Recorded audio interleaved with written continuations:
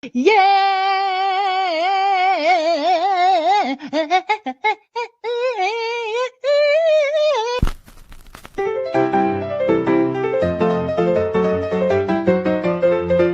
know what? I don't know what the is going on here anymore. Look, I have a dog.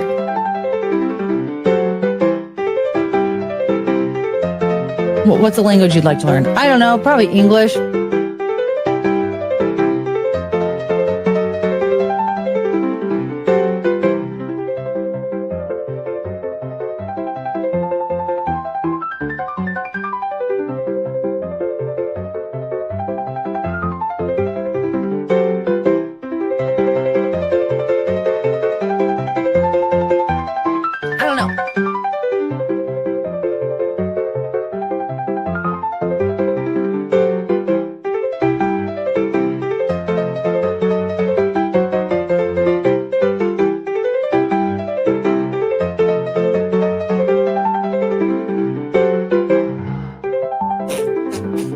Does anybody remember the girl group Dream? No. Wait, is that her name?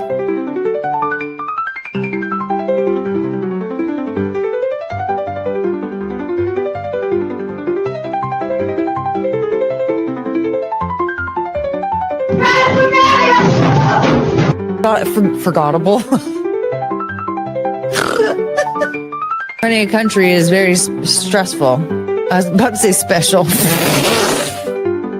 What's wrong with me? Just because you had turned a year older doesn't mean you just get your ass eaten. None of this is funny. It's not that funny. Why am I doing this to myself? Oh my god, I have to giggle so bad. It wasn't even that funny. It's so sad how it hurts. I'm crying. Chungus hates it. Come back, honey.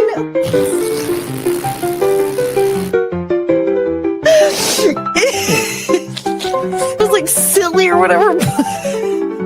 It wasn't that funny. But I can't stop laughing. It was so stupid. No, actually, definitely did kill himself. We saw a video footage. Oh my god! I can't stop crying! Hi, honey. It's okay. This isn't something that you just announced, sir. I think Courtney just broke. I know.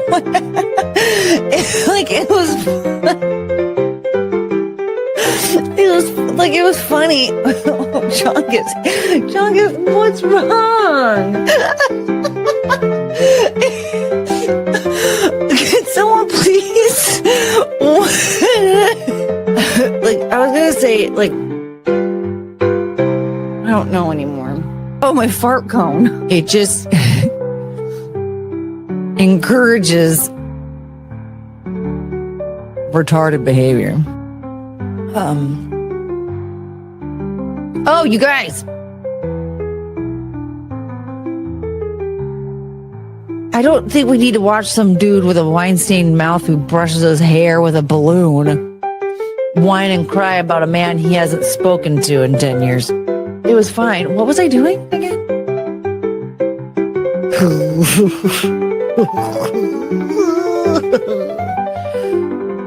Poor kid. It was kind of his fault.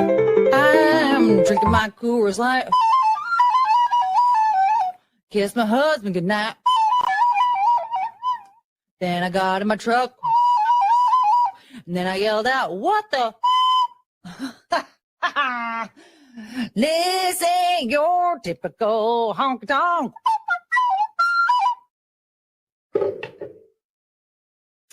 It's a really good song.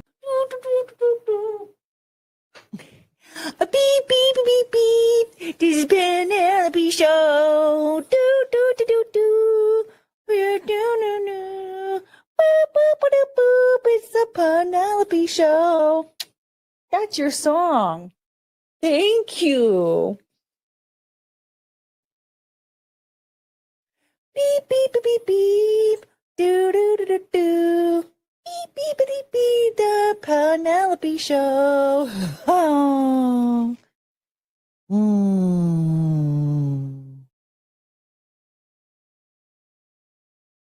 You couldn't give a about this, could you? Yeah. So what I've gathered from this is that I don't know what I'm talking about. I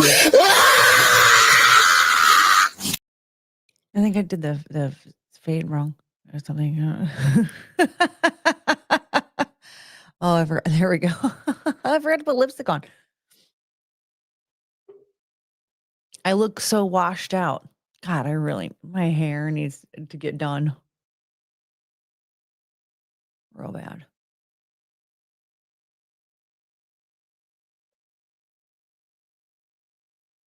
There we go. That's better. Sorry, guys. I didn't mean to offend you with my pale lips. All right. Hi. Is this the problem with my camera? I'm trying to figure out.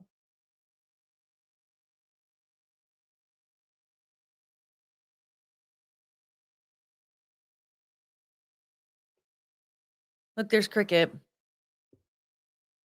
And here's Chungus. Here we go. Sorry, everybody. As usual, just off to a really sloppy start. That's okay. All right, so we're at 0 out of 100. No, we're not. Sorry, I've lied. Before we get started, we have to say hello to Frank.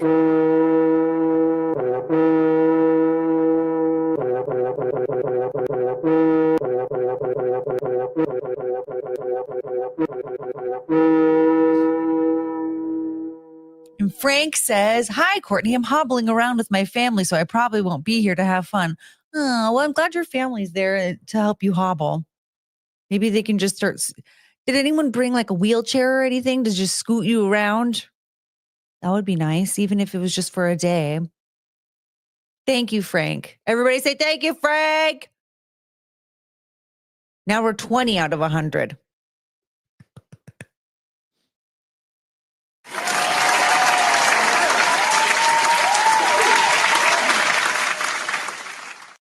Meg Guinevere, make sure you eat lunch. Girl, I ate a sandwich and I might barf. I'm so full. I walked the dogs early and I was so hungry when I got back. And I was just like, so I ate it. I was like, I'll eat a sandwich and I'll see how I feel. And I was like, oh, brr. And it just had cheese and turkey on it. It wasn't like a big, just regular sandwich bread. Stuffed. Healer from the KY Jelly. I have the day off and I laid on my couch watching TikTok videos until 2 p.m. I'm glad to save you from the TikTok brain rot and bring you over to the YouTube brain rot.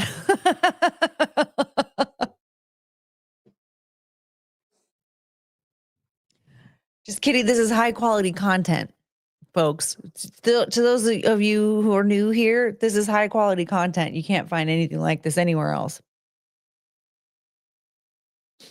Carrie R, hello, and Bree the Booker, hello, and AV Tom. We're gonna sing South to West. Hello, she's live early today. I'm live today, you guys. Can you believe it? I haven't been live on a Tuesday in forever. But here we are. Very exciting stuff. Boop, boop, boop, boop. Sara's here. Hello. Oh, that startled Chungus. I'm very sorry, ma'am. And you guys, I apologize to you. I don't know where Penelope is. Story of our lives. Andrew Thomas, I'm here for Courtney and Boobs. Boobs! A very special Courtney episode. Yes. Was it your lips were naked? I know, my lips were naked. Frank's wallet knows no bounds. Remember, Frank isn't wearing any pants. Oh, man. How many people sitting at a computer are wearing pants? Well, Carrie, how many people are watching YouTube on a computer? This is high quality rot. That's right, damn it.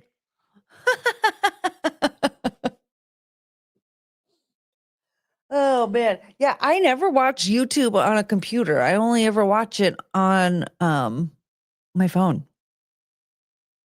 Amazing here, yay! What, daytime Courtney? Fuck yeah. Yeah, fuck yeah. I don't have a fuck yeah button, but I need one.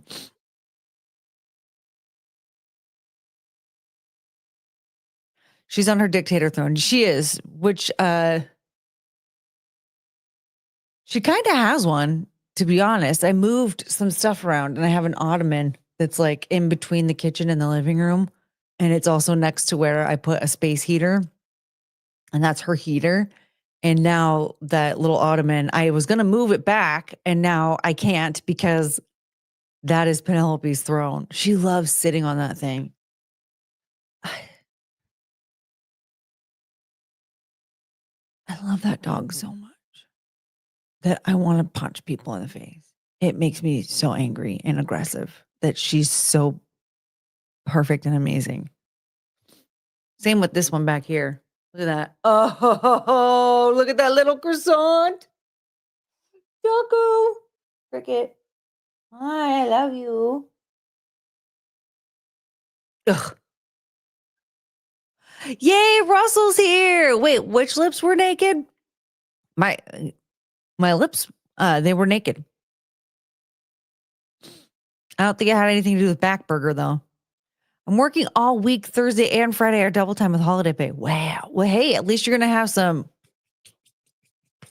paper. You can buy yourself a bunch of Christmas presents. Me, is this in reference to sitting at a computer with no pants on? Are they the bottom lips because they're the good ones to be naked? Man, now I feel bad for ever saying you weren't a pervert, Russell. I watch it on my computer because I hate mobile versions of most everything. Yeah, well, and the thing is, like, I feel like a lot of people were using YouTube long before there was a mobile app for it. And so there's just habits that they have. And one of those habits is using YouTube on a desktop or a laptop.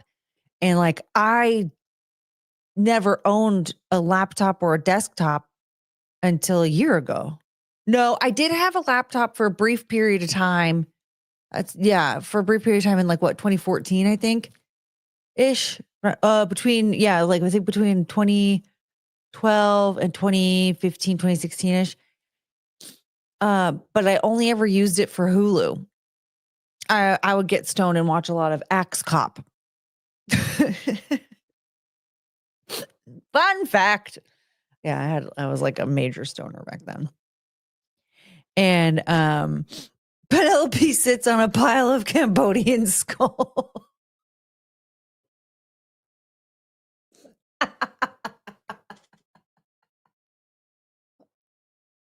Oh, Penelope. It's just so funny to think that like she's 9 pounds.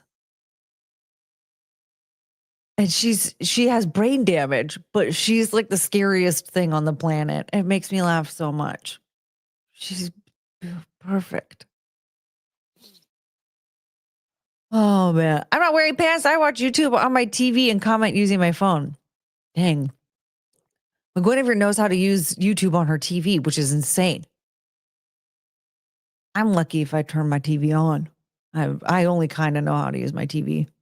Scooter Smith is here. What up? Hello. Ooh, you got to play music at a brewery last night? Oh, how fun. I want to go watch you play at a brewery. Yeah. Love your little dogs at your own time. What are you still trying to get me to talk about bottom lips or whatever? Hey, wee woo, wee woo, wee woo, wee woo. FYI, this time works for me. Okay, good to know.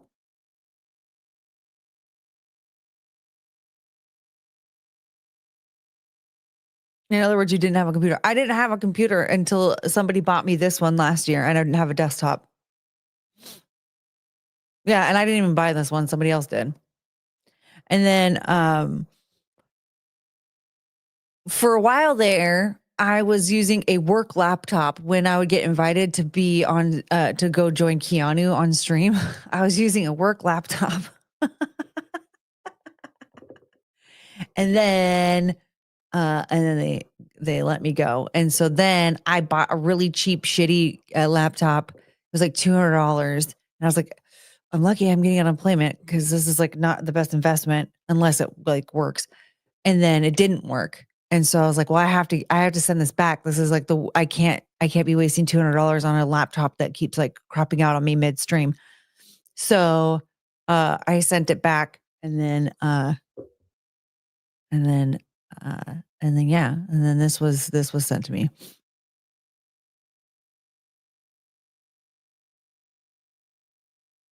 Oh, yeah. That makes sense. Touchscreens don't work very well when your fingers are all calloused and weird. So I prefer that there are actual keys to type on. That makes sense.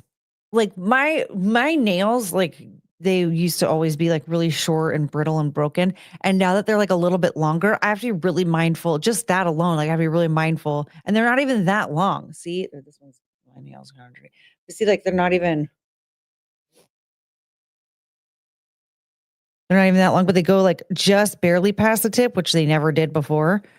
And that alone makes it hard. So I can imagine like if your fingers are all like rough and calloused from like guitar playing, that it's like, Courtney isn't wearing pants. Andrew out here just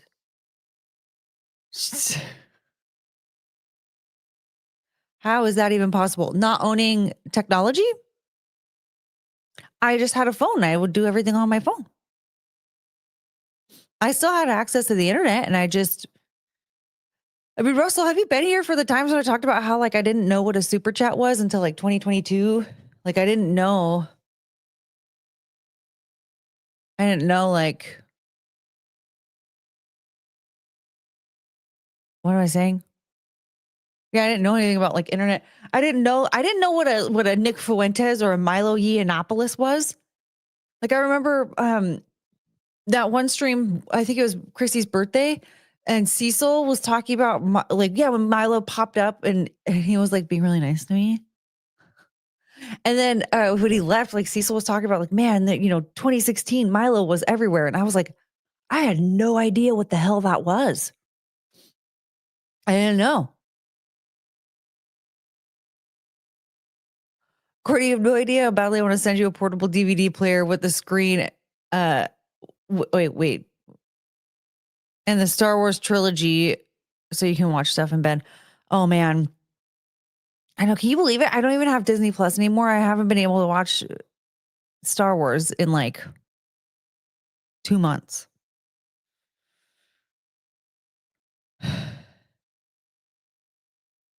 Barely past the tip. I knew someone was going to catch on to that. I expected it to be Russell, but I guess he's not very much of a pervert.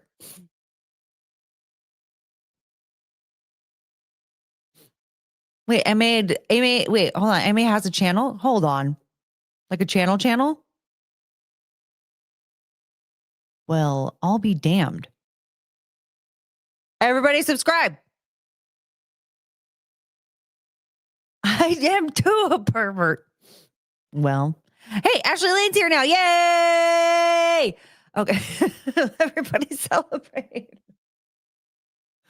Can I move you a little bit so they can see your face? It's only fun if chunga choo choo if your tail starts moving. Chunga choo choo, chunga choo choo. I love you, Chungus.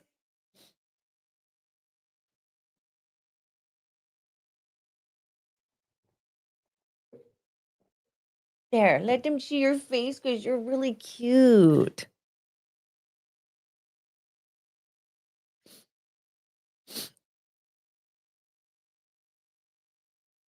Okay, so you only have 2 videos. One got 100 views and the other 150. Yay! Did you just got started or something? Yay! OMG, hi JC. JC's here too. Yay! Man, we're gonna have like a big party here in a minute. Oh, cool. Saw is linking it so everybody can subscribe. How fun. Hold on, let me see here. Cute.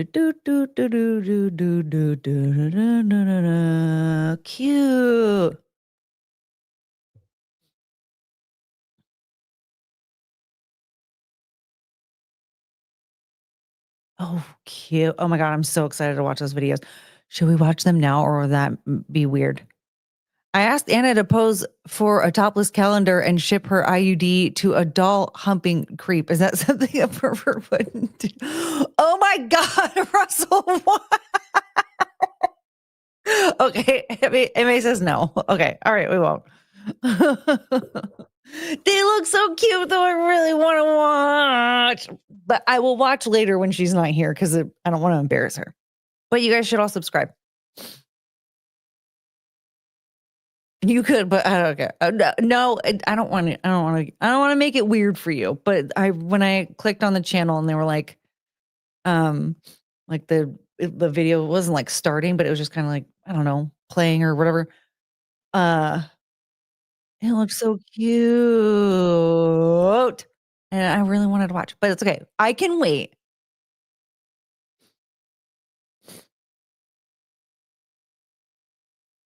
Russell, that's exactly something a pervert would do. Yeah. Russell, that is something a pervert would do.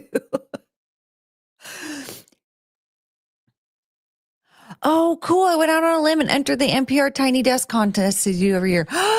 Ooh, fun. Oh my God. I hope you get it. That'll be so cool.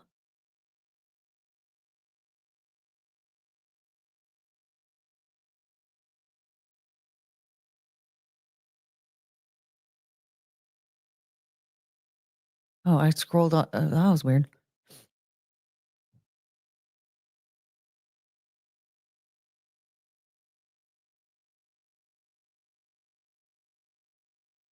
We should watch on a member stream. MA won't be there. No.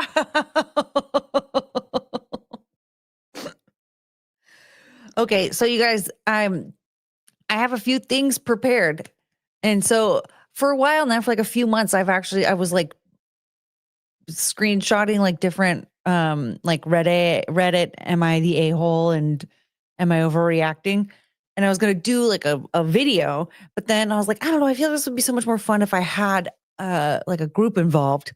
And then I kept like putting it off and I don't know, feeling weird about it because it just feels weird when like other people already do this kind of stuff. And so I just feel like, oh, cool, I'm just another one of them, just copying everybody's ideas.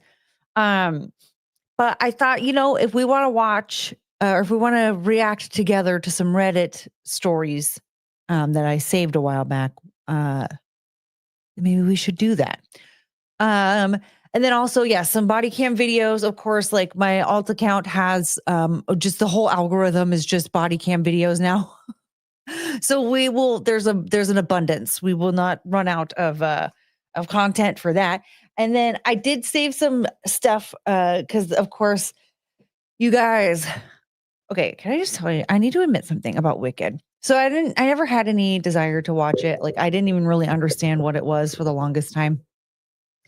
Because it's fan fiction, it's not canon. And that was what's the one that Mila Kunis was in? It was a Wizard of Oz movie. That also like that apparently was like supposed to be a prequel of sorts, but that also wasn't canon. I don't understand why we're doing all this. Can we just have like a regular Wizard of Oz, like a canon story? Or are we just gonna have like I don't know, maybe it's kind of cool because you have like this like Star Wars, for instance, where like a lot of that stuff could have been fine as fan fiction instead of a canon story, right? And I would have been fine with a lot of that stuff being a fan fiction if that's what it was. Like especially Solo. I'm not even okay with that being fan fiction, to be honest. Like, you are out of your damn mind. But,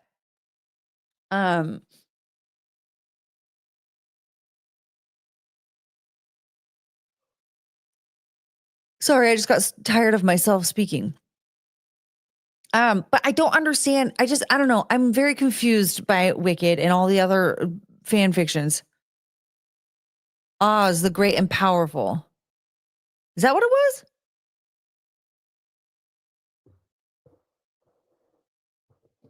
Mila Kunis.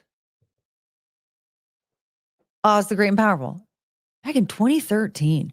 I remember watching that and I was like, they said that we couldn't do Technicolor, but this feels like very close to Technicolor, first of all. And you know what? Bring back Technicolor. Bring back everything that bring back the way that first of all with movies, okay? Or movies and TV shows. Can we bring back the old way that things were filmed where you could actually see things at nighttime? That would be great.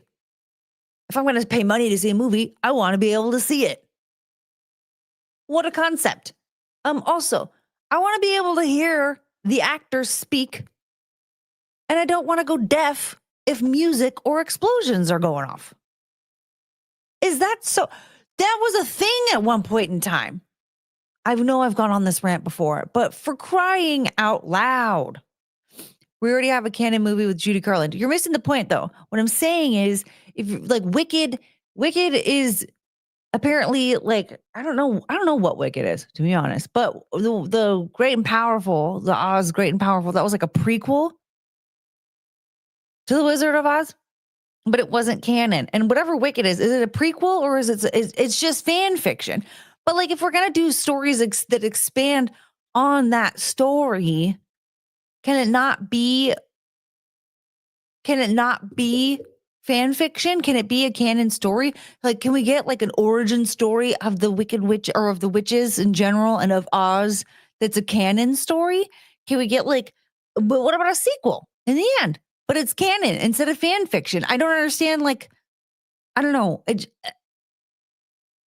I'm confusion. But I guess I get it more now that I understand that not everything has to be a canon event. Okay. Fair. But now I didn't have any desire to see it. Yeah, see, thank you. I thought Wicked was canon. It is not canon. Yeah, why killer ears with sound effects, but then make it impossible to understand the dialogue? Yeah, like you have to. Oz Great and Powerful sucks. I watched it because I heard that Mila Kunis's acting in it was like insane, and I was like, really? She was, I don't know. Like, I mean, she did such a good job as Jackie, but like all she was being was like a typical teenage girl, right? So it seems like pretty spot on. But I always thought that she was actually like a pretty good actor because she's been doing it for so long. But I don't know if she was directed weird or whatever, but it did seem a little off. If you ever watched that movie, I mean, obviously McGuinness saw it. It's a weird story. What the hell have I been doing with my life? I don't know. Wicked came out. It's like what? It started as I think it was a book in 1995, and then it became a musical, like a Broadway musical in like 2004, I think. And I thought it was just going to stay that way because it was fan fiction. But yeah, it's not real. Okay, this is actually the part I was going to get to. I wish Wicked was canon. It has Dorothy in it. It totally could be considered canon. So here's the thing. So at first I was like, I don't have any desire to see this. Okay, somebody had some fan fiction. Ariana Grande and Cynthia Erivo are going insane. Like, I don't know if this is the movie for me. But then somebody showed a screenshot from like a still from the movie, and it showed Dorothy from the back, and they were like, "This girl is a see you next Tuesday." And then of course other people were like, "Dude, she's 12. What is wrong with you?" And blah blah blah, and like all this stuff. And I was like, "Girl, what happened?" Because to be honest, like I would care about like a prequel, the origin of this, if it also started to tie in original characters, right? Like I loved Darth Vader's origin story because it already started with OG characters with Anakin. and who's the one I hate? Obi-Wan, right? So you have them, and then as you slowly go through, we get more and more of the characters from the original trilogy, right? Like Yoda's there. We end up seeing Chewbacca for a little bit of time when Yoda has to do the R. Kelly trapped in the closet situation. The Emperor's there, right? We get to see his origin story as Palpy. And then Luke and Leia are born, right? So, like, you start to tie you get to tie in the stories of, like, you get to see how it turns into the story you originally fell in love with. But like, if it's just the witches, like, oh my God, we were like best friends in high school or whatever. I don't know. And then like everybody has a different name. That's another thing with these characters in all these movies, in the fan fiction movies. They all get like all these different names. Like, why can't we use their name? Because I don't know what the hell a Bach is. Doesn't he end up being the Tin Man? See, now I'm intrigued. I'm like, hold on. Wait. So he's supposed to be mad at Glinda, I think, right? Is that what's going on here? He's supposed to be mad at her, but why? She turned him into the Tin Man or something? I don't know. I didn't watch it. I have no idea. I'm piecing together comments I'm seeing on Twitter. Okay, that's all. So why is Dorothy so mean? Why do we hate Dorothy? But then also, what's going on? So what, this guy, his name is Bach or something? I don't know. But he's supposed to be the Tin Man. What's going on with the Scarecrow? Or the Lion? I need to know what's going on with all of them. I don't even remember the last one. Hold on. The brain.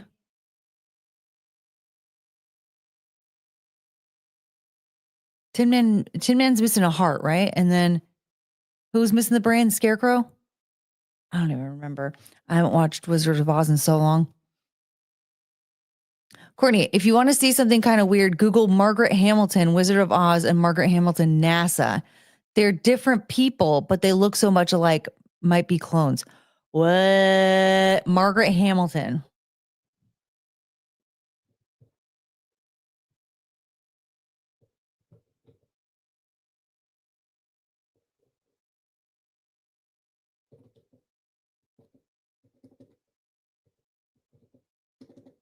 Excuse me.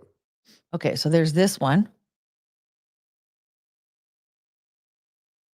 Okay, that Margaret Hamilton, she was the Wicked Witch, right? Margaret Hamilton.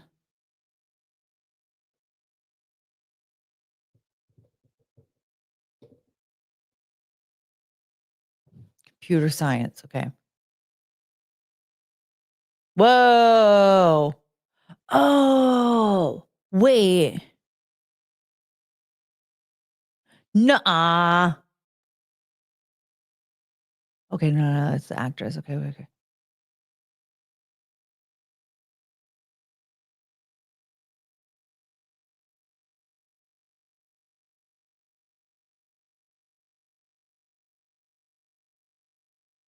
You know what's funny is I think I have to go back and see if I can find this video because I remember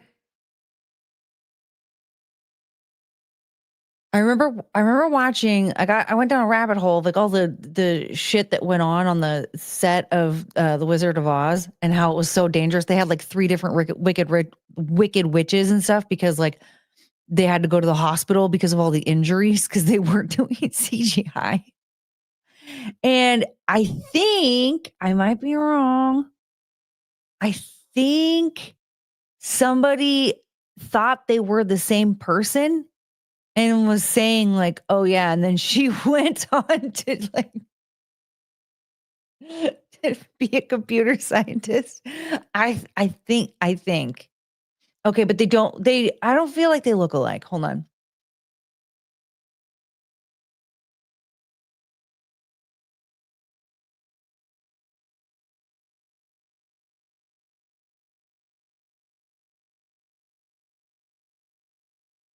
Bach the dude, they only dated the witch's sister who's in a wheelchair to get close to Glinda. It pissed the witch off so bad that she stole his heart and turned him into a Tin Man. Oh. I found this out because at least once a year, someone I know sends me a picture of Margaret Hamilton, the NASA one, saying they thought this pic was me.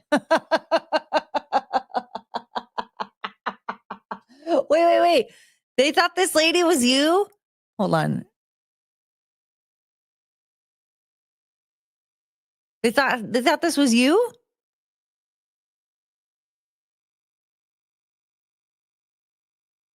That's really funny.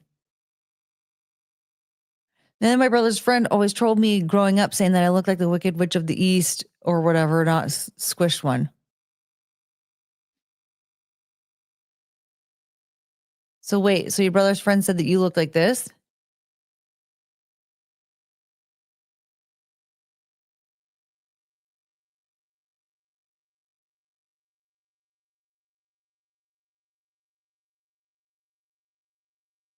I don't know. I feel like their face shapes are so different.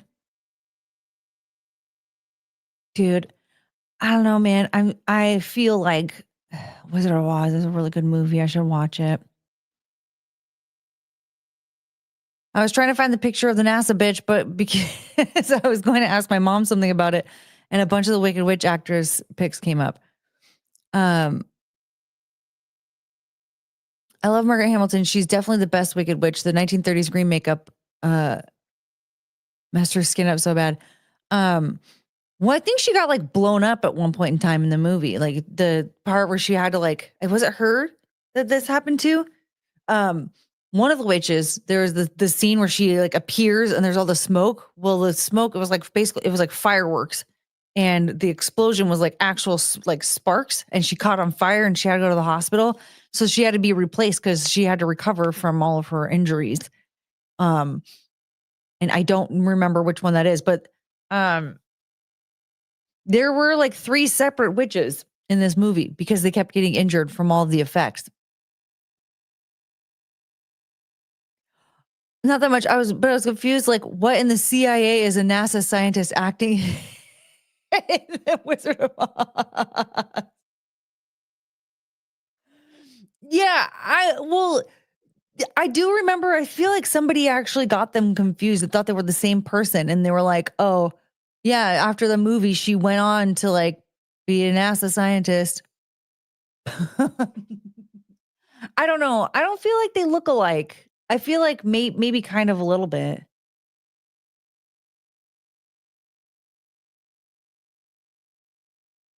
Maybe the glasses are just like really throwing me off. The thing is, I feel like with her prosthetics as the witch, they look a little bit more alike because there's more definition like in her chin. Stuff like that does happen. Yeah. Well, that was the thing is I thought like, oh, okay, like we've had actors go on to become president. So like how out of the how strange would that really be?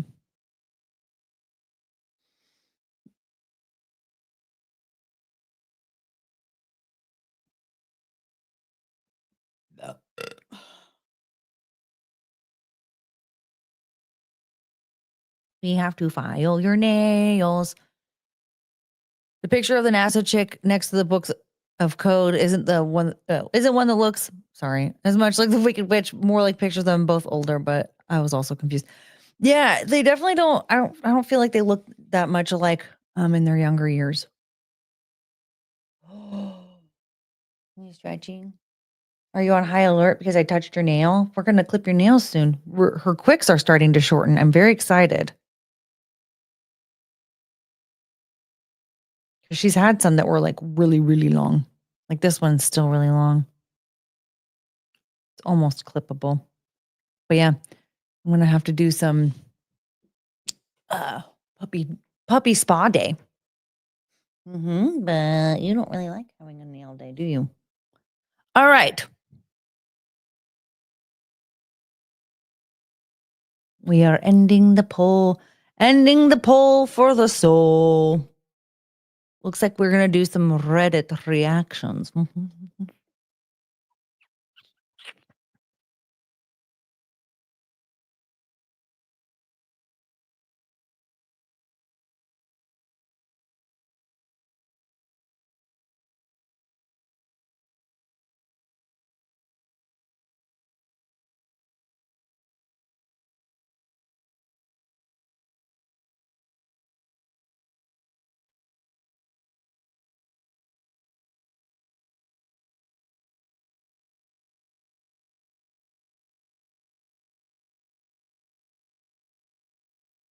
All right, let's just do like a swear I read somewhere that Wickard is considered canon now. Frank Baum is dead, so they can do what they want. Oh.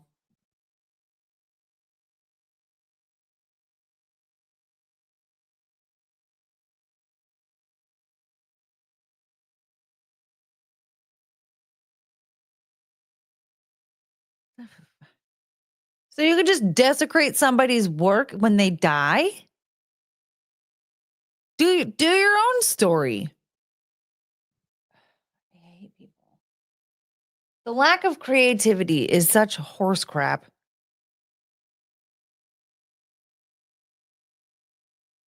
Create your own story about witches, you idiot. Like, why do you have to?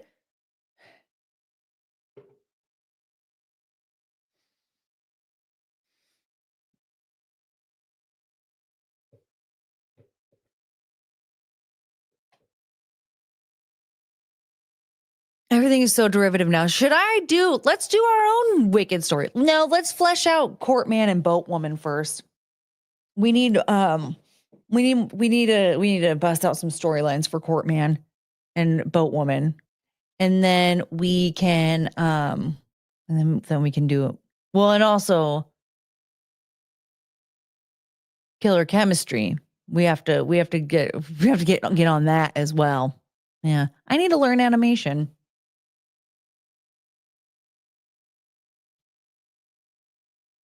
Cricket. She's falling off of that bed.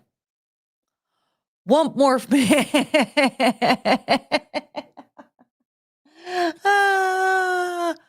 want a feature-length movie of Old Greg. What's Old Greg? Is that something I'm supposed to remember?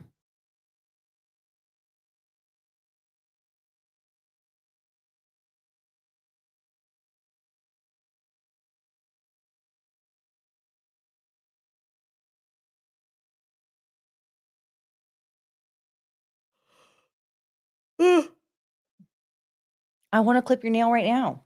I don't have nail clippers. Her tongue is sticking out. You guys, his sidekick, the assassinator. Oh, what? Courtney, you sweet summer child. What? Oh, old Greg scares me. Okay, so old Greg is a thing. Hello? You people who have been chronically online for the last 15 years have to understand that I was out living my life. Nicki Minaj ripped off old Greg.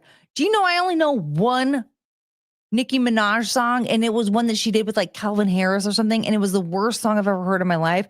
She literally thought that a line, like lyrics were and we're supposed to like bow down to her and praise her as the best female rapist. No, I'm sorry, but she's down here.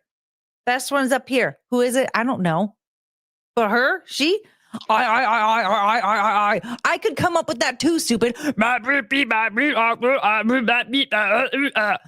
the best rapist, huh?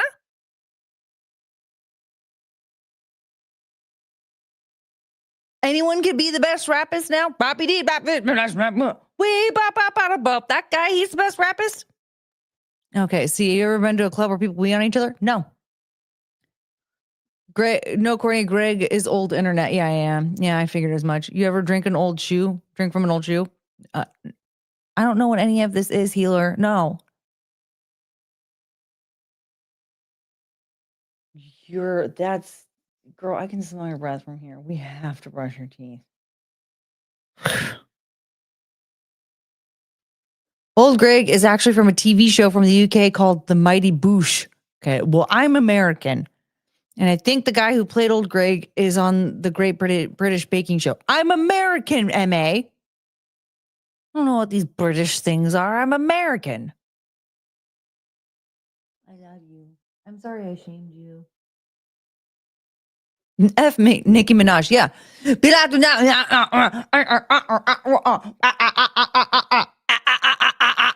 Look at me. I'm such a good rapper. I don't know why anybody listened to anything that she did after that was released.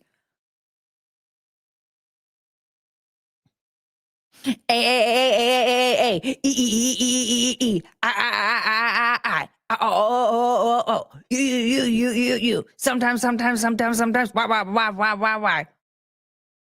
Bye, album.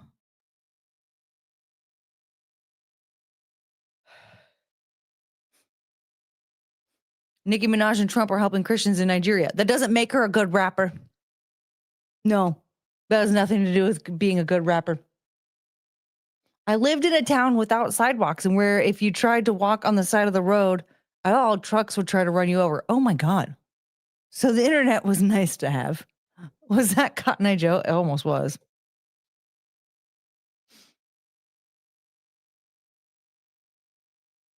But all that to say, I'm not familiar really with Nicki Minaj's work.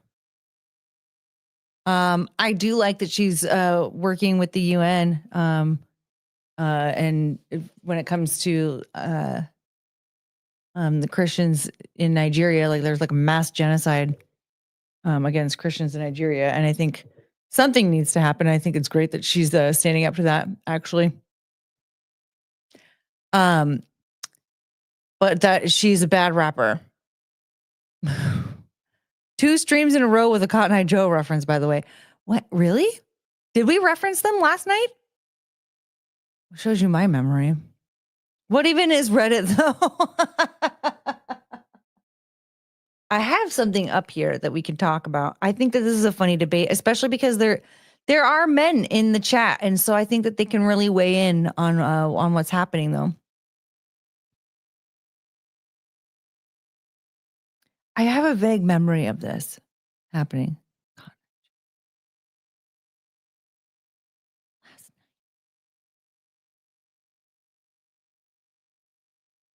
I swear, like, as soon as I hit end stream, I black out. I don't remember a single thing that happened. Oh my God.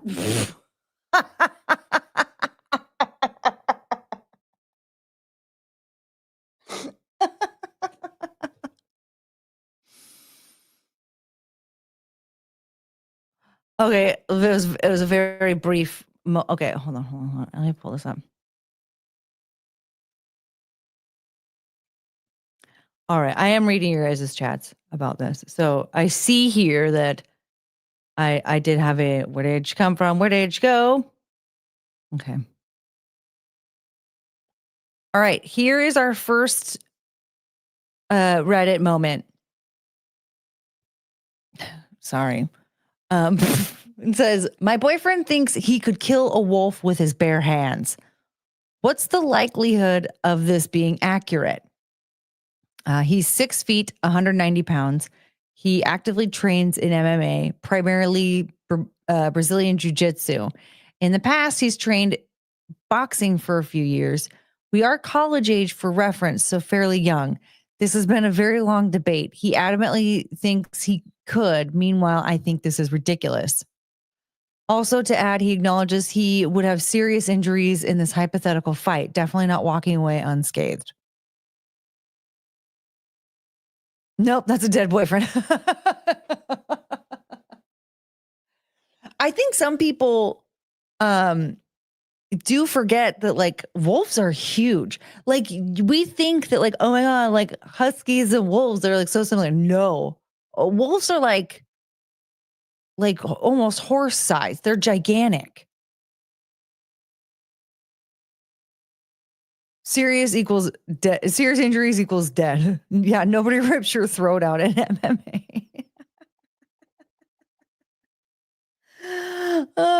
Why does he want to kill a wolf? I think that this is actually, so this seems to be a common conversation with most dudes. Maybe not all of them, because it doesn't seem like a lot of them here. But there seems to be this conversation where, like, you can ask men, like, how many ducks do you think you could take on in a fight? Or, like, do you think you could fight a horse with your bare hands or whatever? And so then you kind of get a gauge for, like, how delusional he is. I don't really know what the point of the conversation is. But, like some guys think that they could fight like 600 ducks in a fight. Some guys think that they could fight like 3 horses. This guy thinks he can fight a wolf, but like wolves are terrifying. The boyfriend is leaving out the wolf stats. Yeah, exactly. We don't know the wolf stats. How many kills has he had? He's meaning a mid-20s overweight furry whose persona is a wolf. That's the thing. We actually don't have any wolf stats. We don't have any personal stats for any wolves. We don't know how many other wolves has this wolf killed in the last year? How many fights has this wolf even been in? Maybe it is 0. I don't know.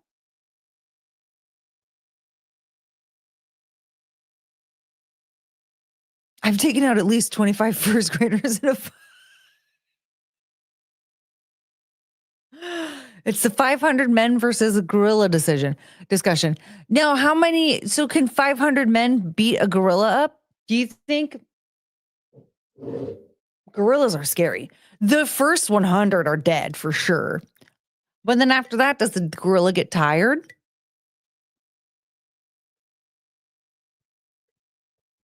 He probably thinks he can jump on it and choke it.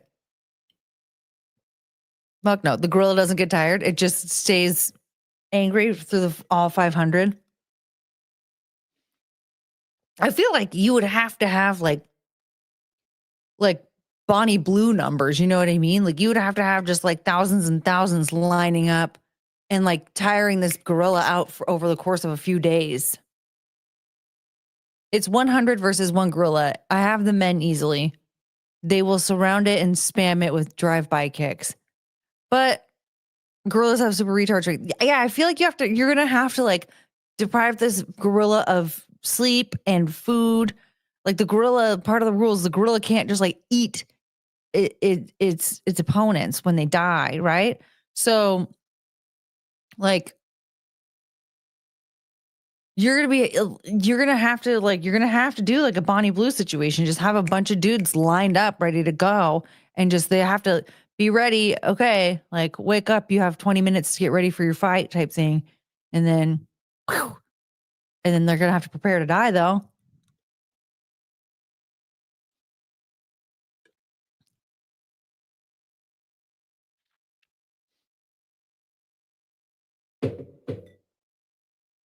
I think it'd be a couple of days worth of fighting before the gorilla starts seeing injury. I think if there are 100 men trying to fight a gorilla without weapons, they might also be retards and have their own retard strength. You know what? I didn't even think about that. Because, I mean, only a retard would be willing to do all this. Plenty of adult males could kill a wolf with their bare hands. Most wolf species are the size of a medium dog. Wolves are huge. The wolves that are the size of a medium dog are just a dog. That's a dog. Are you thinking of a coyote? Coyotes are dog sized. Those things are still scary. One of them, a coyote one time tried to trick my grandparents' dog into going on a little walk with him. Oh my God. My grandma, she was so scared. She was out on a walk with her friend and she always would bring Axel with her. And he would like run off and like play, he'd like be around. He'd like run and then come back over, like almost like he was playing fetch, but no one was throwing anything.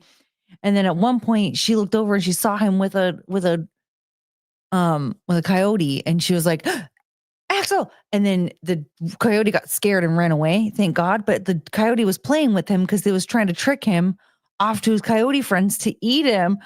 Oh, my baby. I miss him. Axel looked exactly like Boots. It was so cute. I love them both. I miss them.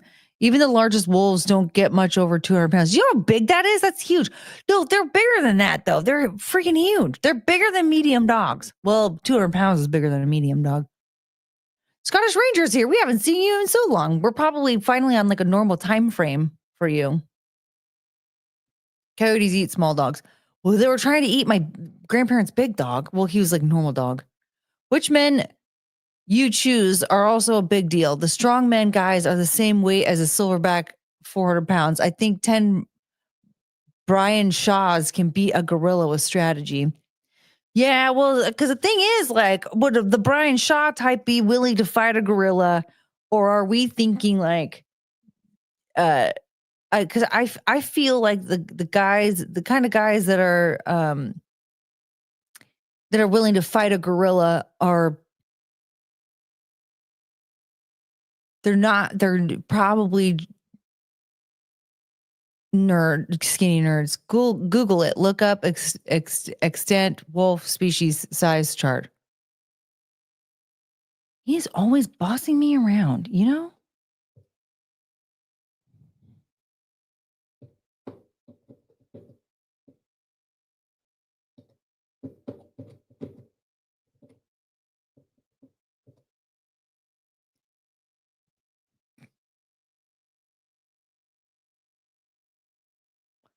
Just show me the picture.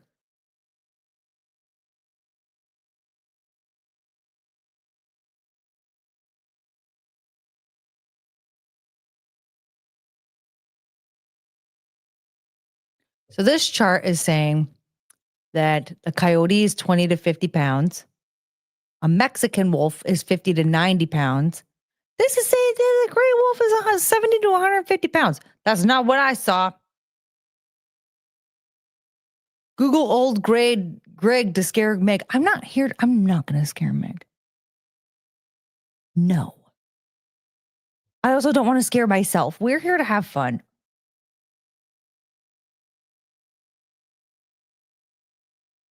Joe Rogan said the coyote made friends with his dog so he would get into the chicken pen for them. Oh my God. That's only 2 species of wolves. Well, I'm trying.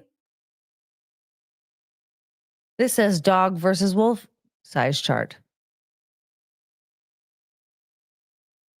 I don't know. I saw a picture side by side of like a regular, like a medium-sized dog, and then and it looked like a wolf, and then an actual wolf, and it was terrifying how big it was compared to a medium-sized dog. What is this? Canis lupus. Man, you know what? You know what I think is really annoying, actually? Can we just... We use Latin for a lot of things, right? There's a lot of stuff where it's like, what the hell does this mean?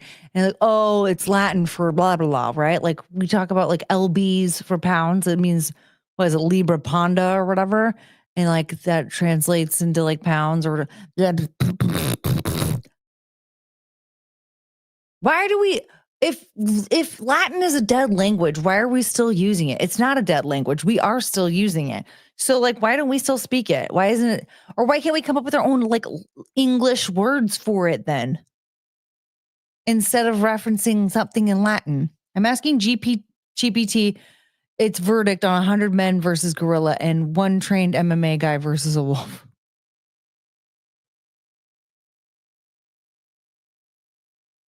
I'm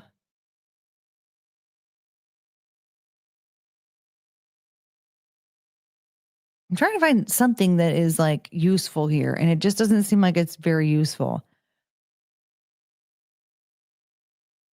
Do we have like pictures?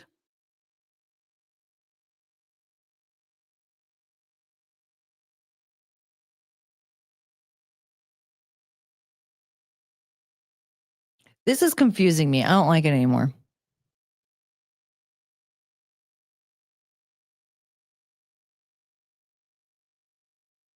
Mexican wolves are only that heavy because they're drug mules.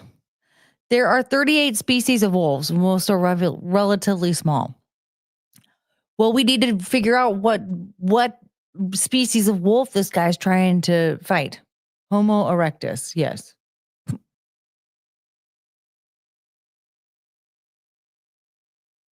GPT needs to know if it's in a confined space or just 100 adults in the open.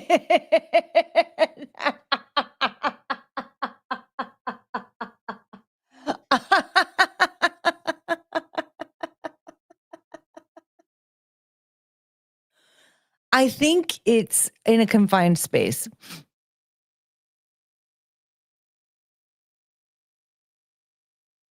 U-Haul Shorts, what's up? I am live. This is live. No, it's not live. It just says it's live for fun. Were you on last night? Yes. And if you were listening, I said I'm going to stream tomorrow. Here I am. Quick turnaround. Well, I'm going to tell you right now, here's the thing. I am contemplating. First of all, there's a lot of stuff going on tonight. And so I'm not trying to like battle it out with everybody else that's streaming and stuff because it just doesn't make any sense for me to do that. Like when, so I figured, you know what? I will show up a little bit early. I'll say hello to the peeps, but I think I'm going to go to the grocery store after this. Because I think I want to get stuff to make breakfast in the morning on Thursday. And so if we were to, you all, listen, I'm going to ask you a question. No, that's mean. If this was a premiere, that would mean that the video was pre-recorded. Also, does it not say live on your screen when you tap on the screen? Just say, it says if it's live or if it's a premiere. What is happening? Anyway, what was I trying to say? I already forgot. And now I'm upset because I forgot what I was going to say. I shouldn't have been paying attention to the chat. I should have been paying attention to what I was saying.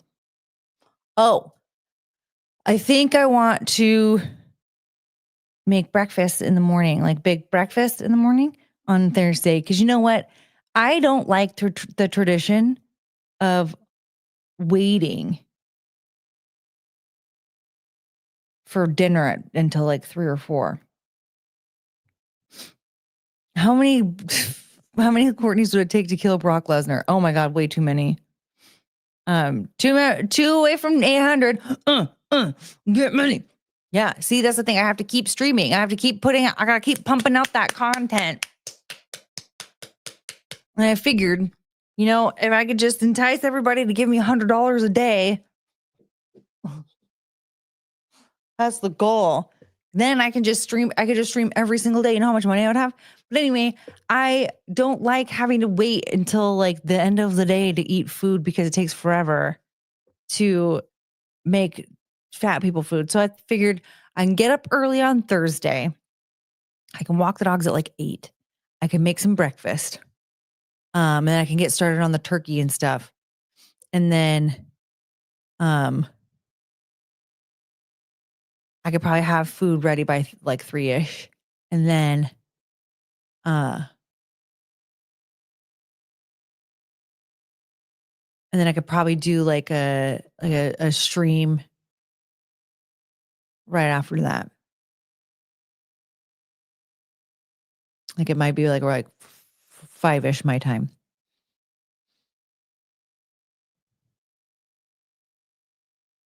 Yeah, listen, McGuinevere understands. Listen up, people. Send super chats today so Courtney can make breakfast tomorrow. I just watched a video on this. Eat breakfast, high protein. When you hit a certain threshold of protein, it turns off hunger hormones for the rest of the day. Ooh. You know what's annoying is protein shakes are like the easiest way to consume protein, right? But I don't like a lot of sweets. Like I really only like sweets when it's like dessert time. I really like something hearty and savory. And to be honest, like I had that sandwich earlier today, right? It had turkey and cheddar on it. Maybe that was like enough protein for my body. I was like, because I swear it was 2 hours ago. I was like around 10 a.m., 9:30-ish, 10 a.m. But woo! Oh my gosh. I was so full, I wanted to barf for like a while. Look, Russell Hall's giving me grocery money. Thank you for the $2. At least you'd have at least $2. That's not enough. I need more. Look at this. We got a red boy. I'm so sorry. I lost my soundboard. Here it is. Something's going on with my computer and I don't like it. Red boy. Thank you for the 99-cent super sticker. U-Haul. At the same time. So now we are at 20. 1, 2. Why did we lose Frank's super chat? Frank's super chat's not here anymore. That is peculiar. I don't like that at all. But 22, 4, 5. 25. We're at 25. 75 until Cleve. In Cody's case, YouTube isn't paying him for 2 months. That's so crazy. I think his best bet is to try and overcompensate with ad revenue, like trying to pump out as many like videos as possible, so that like you can't like charge back ad revenue, right?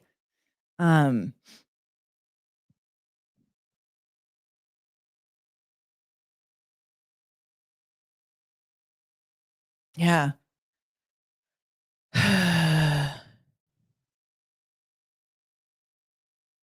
That's the only thing I can think of. Hold on a second.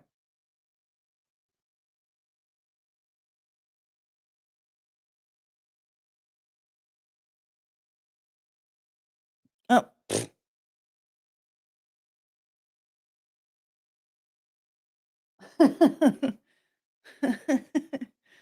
I just want it looks terrible, but I just want you to see Cricket in the corner. I'm gonna have to dink around with that at some point. You can do chicken shakes that bodybuilders do. It's what it sounds like, putting chicken in a blender and drinking it. Ooh. Ooh. I think what I would do is maybe like blend it in with my coffee. You know, just do like coffee protein shakes things. I could probably handle that. Or because like if you get powder protein, right? You just put as little water as possible. You don't have to fill up the whole like a whole mason jar or a blender bottle, right? You can just do it like part of the way, just so there's like enough. It's just like thin enough to be able to drink it, and then just slam it. You know that. Maybe throw it in the blender. Maybe Frank took it back. Oh man. Oh gosh. Oh. Lounginger, thank you for the $2.01. Russell's a cheapskate. Here's 201.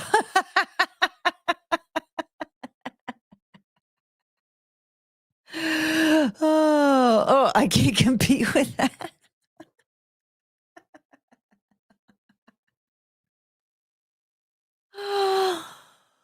Oh, buddy. Oh, that's so funny. Thank you guys. This is very sweet. We're at $27. You know what though? I was even thinking like, what if we just, our new goal was just like, okay, first hour's free, but after that, you have to pay me $20. I feel like that's kind of messed up.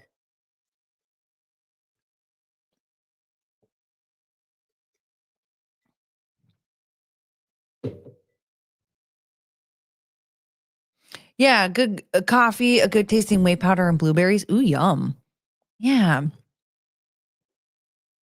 Like right now, I have a glazed donut flavored whey powder that it just kind of tastes like sugar. So I can just add anything to it. So I can like, I actually just the other day I have a pumpkin spice one, and so I put like the scoops of pumpkin spice protein powder. And then I added a little bit of water, shook it up. And then I put the skinny mixes syrups in there. I put a little bit of the pumpkin spice flavored one and then some of the brown sugar. It was very good. Paywall. It's called Patreon. Yeah, maybe that's what I'll do is I'll just start doing a lot more members only stuff.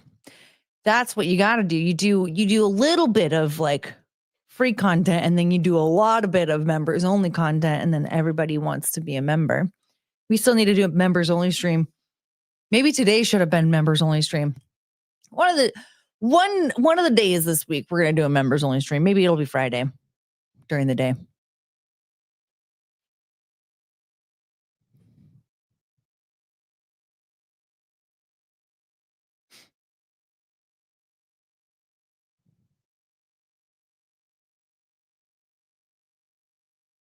Ooh, I have a thin mint cookie protein powder. Ooh, that sounds really good.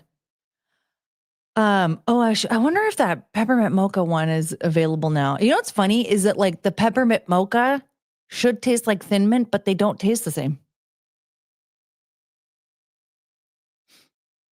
I'll send you more blueberry coffee for the glazed donut protein. But then I can't use my other syrups. I really want I think I'm just gonna get the that bulletproof coffee again. Cause it's like pretty affordable. And I like that it actually does like perk me up a lot. And then I can use all of my different flavors.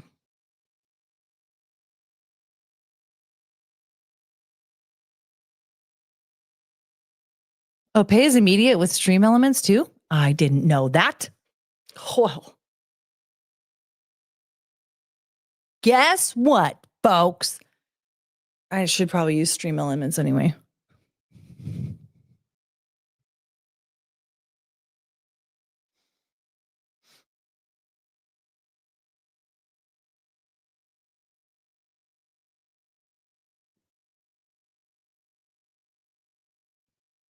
Send me the link to that coffee again. The bulletproof coffee. Oh. I thought so. It may just be they take a lesser cut.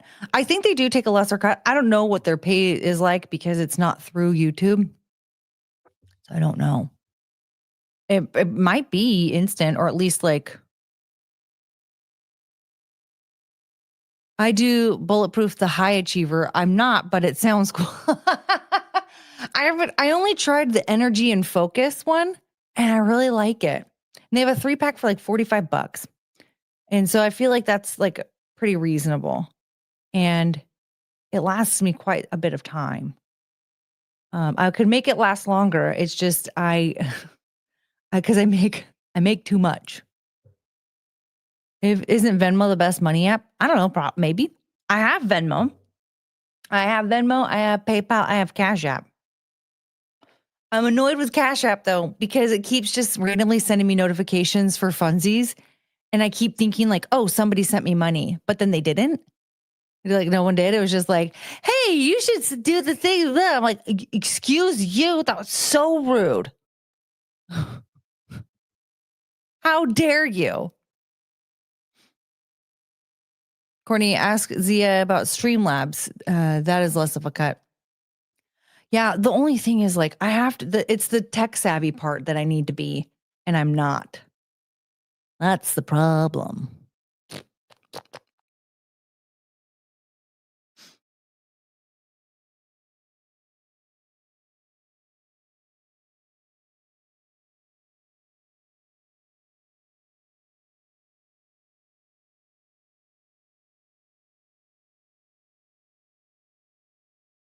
Ah.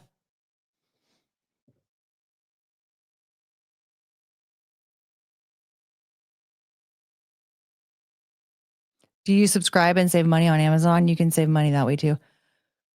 True. I don't though, because it's never a guarantee. Like the thing is like I'm not in a position to always be purchasing stuff. I have to make things last as long as possible. And then so it's just like it's not as predictable for me. So it just doesn't really make sense. Cause like sometimes I might have to like skip the delivery, but then maybe a week later I'll get it. So I'm like, okay, what was the point in subscribing? If I'm gonna pay full price for it next week or whatever.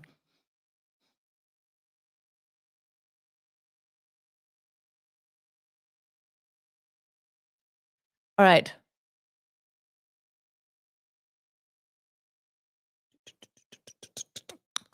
I feel bad. These ones are it's so funny. These ones are light mode. Oh, well.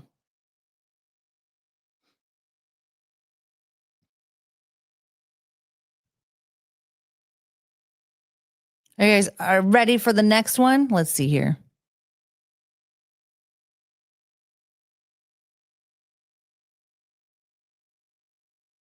All right. So what we have here, am I the a-hole for telling my friend she's in the same league as men she calls ugly?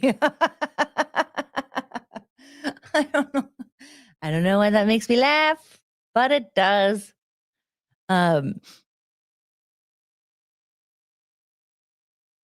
we go. Okay, sorry. So it says, my friend, 19 female, downloaded dating apps like Tinder and Hinge for the first time about a week ago. For reference, she's the type that always says she wants a boyfriend, wants to do couple things, feels lonely, single, etc., etc. She's also, in my opinion, at least very normal and average looks wise, not ugly, not super hot, just all right. Since then, she's been complaining to me that almost all the men there are ugly, short, etc., and that she doesn't match with anybody hot. Uh-oh. I asked to see which people she was calling ugly, so she showed me her likes, and it mostly showed people perfectly in her league, as in moderately attractive guys. I told her that these guys were all in her league, and she should give some of them a chance since she always complains about wanting to be in a relationship. She denied that she's the same league as them and said she's much more attractive than them. I pointed out that in her own words, she doesn't match with any of the guys she does find attractive, so she's not in their league. She said I was an a-hole. Am I?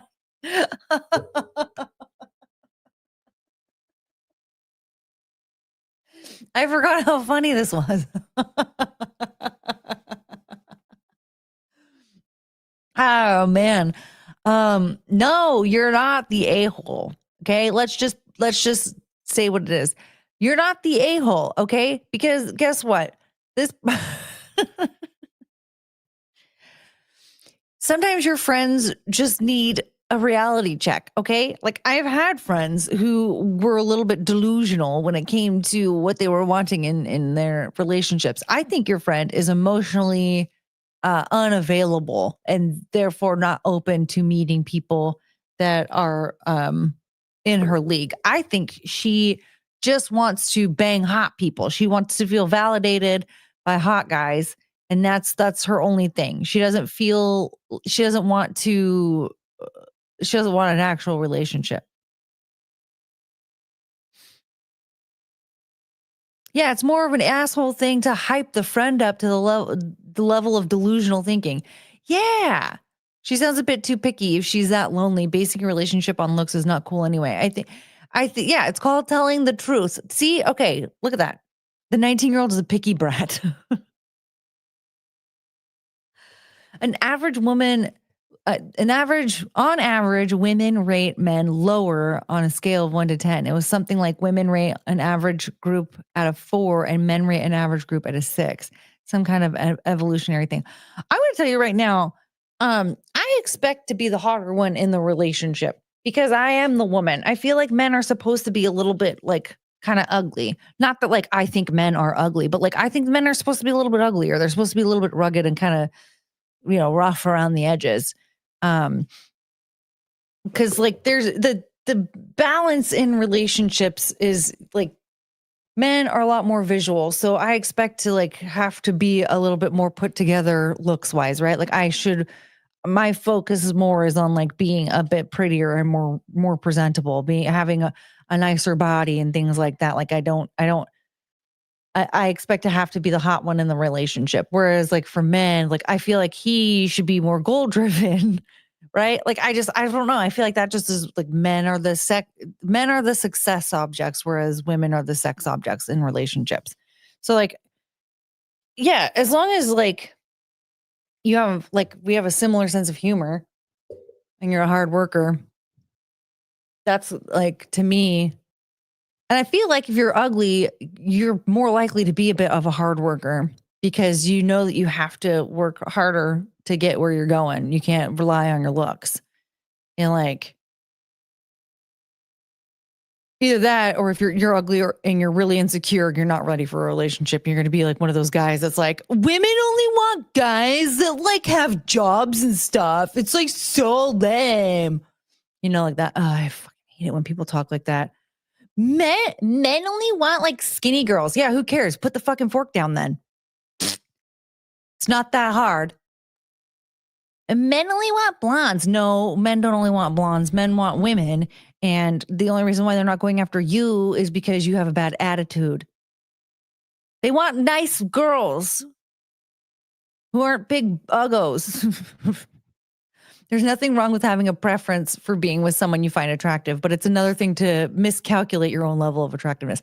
Right. Like you should be attracted to the other person, right? But like a lot of times, like what I'm gathering from this, and like I don't know for sure because I haven't seen the men, I feel like these guys are like, they're like attractive enough to be like, all right, I'll grab a drink with you. I'll see what this is all about. Like let's give it a shot. Maybe he's not so bad. Like I can guarantee you these guys aren't ugly as sin. Like these guys are probably like attractive enough to like want to hang out with. A lot, granted, like if you've seen any of the guys I've been involved with, like, okay, yeah, like none of these guys were photoshopped to a cover of a magazine.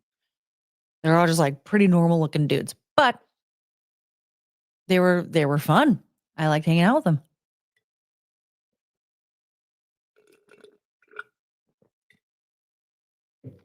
Was that different when you were young and stupid though?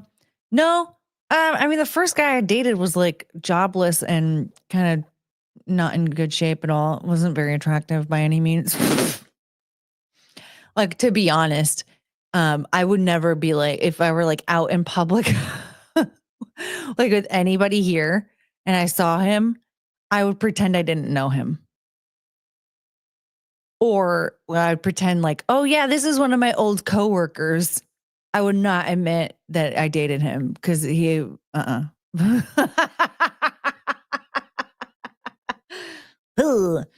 there are other guys that like, I think were like cute enough.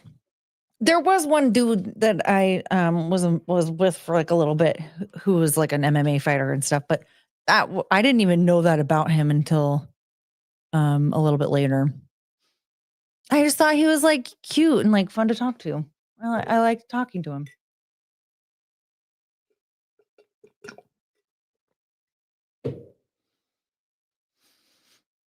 I can't say when I meet women who are obsessed with height, like if you're not 6'3", you're useless. Like it's just horrible. No, I'm going to tell you a little something weird about the height thing. Can I just? I remember I was working at this store and I was on lunch at the same time as these two other people that worked in like different departments. And there was one was a girl, one was a guy. And the guy, he was like the store hot guy. Like everybody thought he was really hot.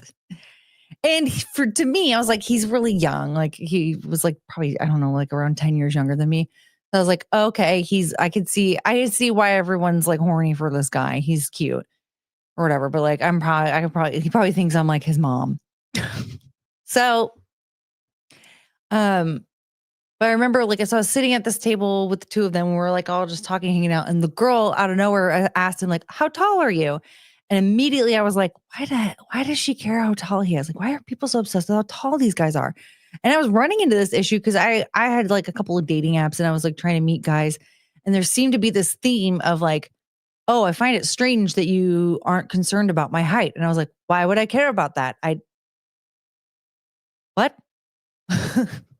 I'm 5'5". You could be 5'7" and we're good. What? So that's what I'm thinking, like, God, women really are obsessed with height. But then he said, I'm 6'2", and I went, tell me more.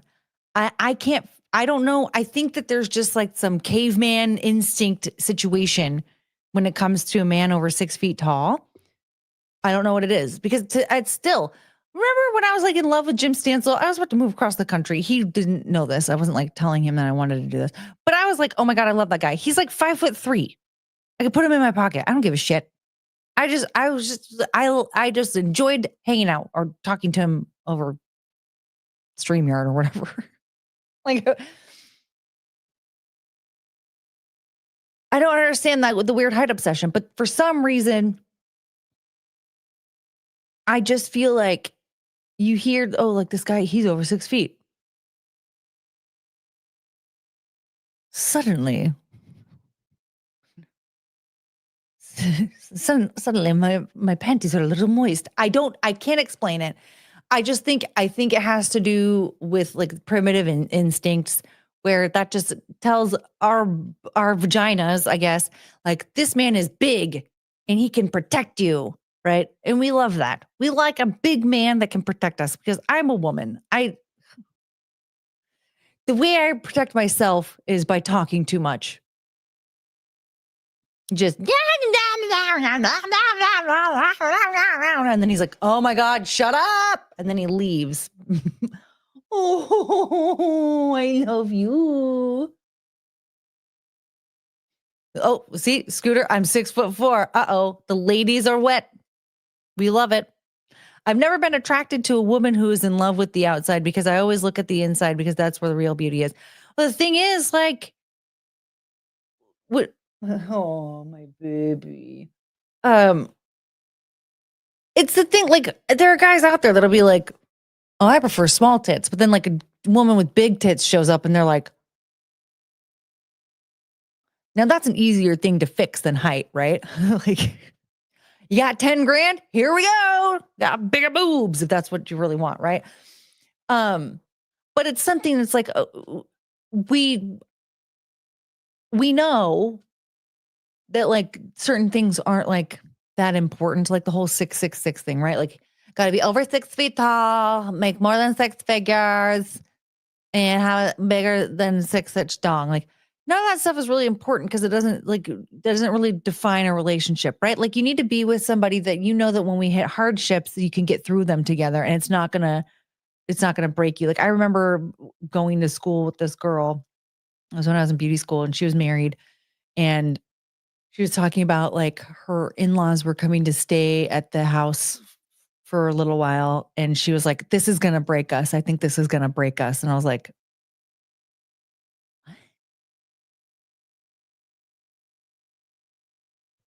what would be the issue to me isn't like, okay, so we're agreeing that for 2 months, like your family is going to stay here because they need, help with like their living situation. Like that's what you're supposed to do as family, by the way. Just side note, that is what you do as a family. Like when there are hardships, you take care of each other, right? So like I don't really understand that problem at all. Like, but if you agree to that, and she wasn't saying anything about it like, oh, they're overstaying their welcome and this is causing a rift between us because I want them to leave and he wants them to stay. Like that can cause problems, right? Because that is an issue. Like you as your immediate family unit, you do need to be able to like be yourself as a family. Like the family that was staying there should have been willing to leave at some point, right? The only reason why they should have been, the only reason why they should have asked to stay is like things weren't quite working out, but they need to have a plan to get out, right? They need to be respectful of personal space with that family. And so, but it just sounded like it was only going to break them because she didn't want them to stay there in the first place. And I was like,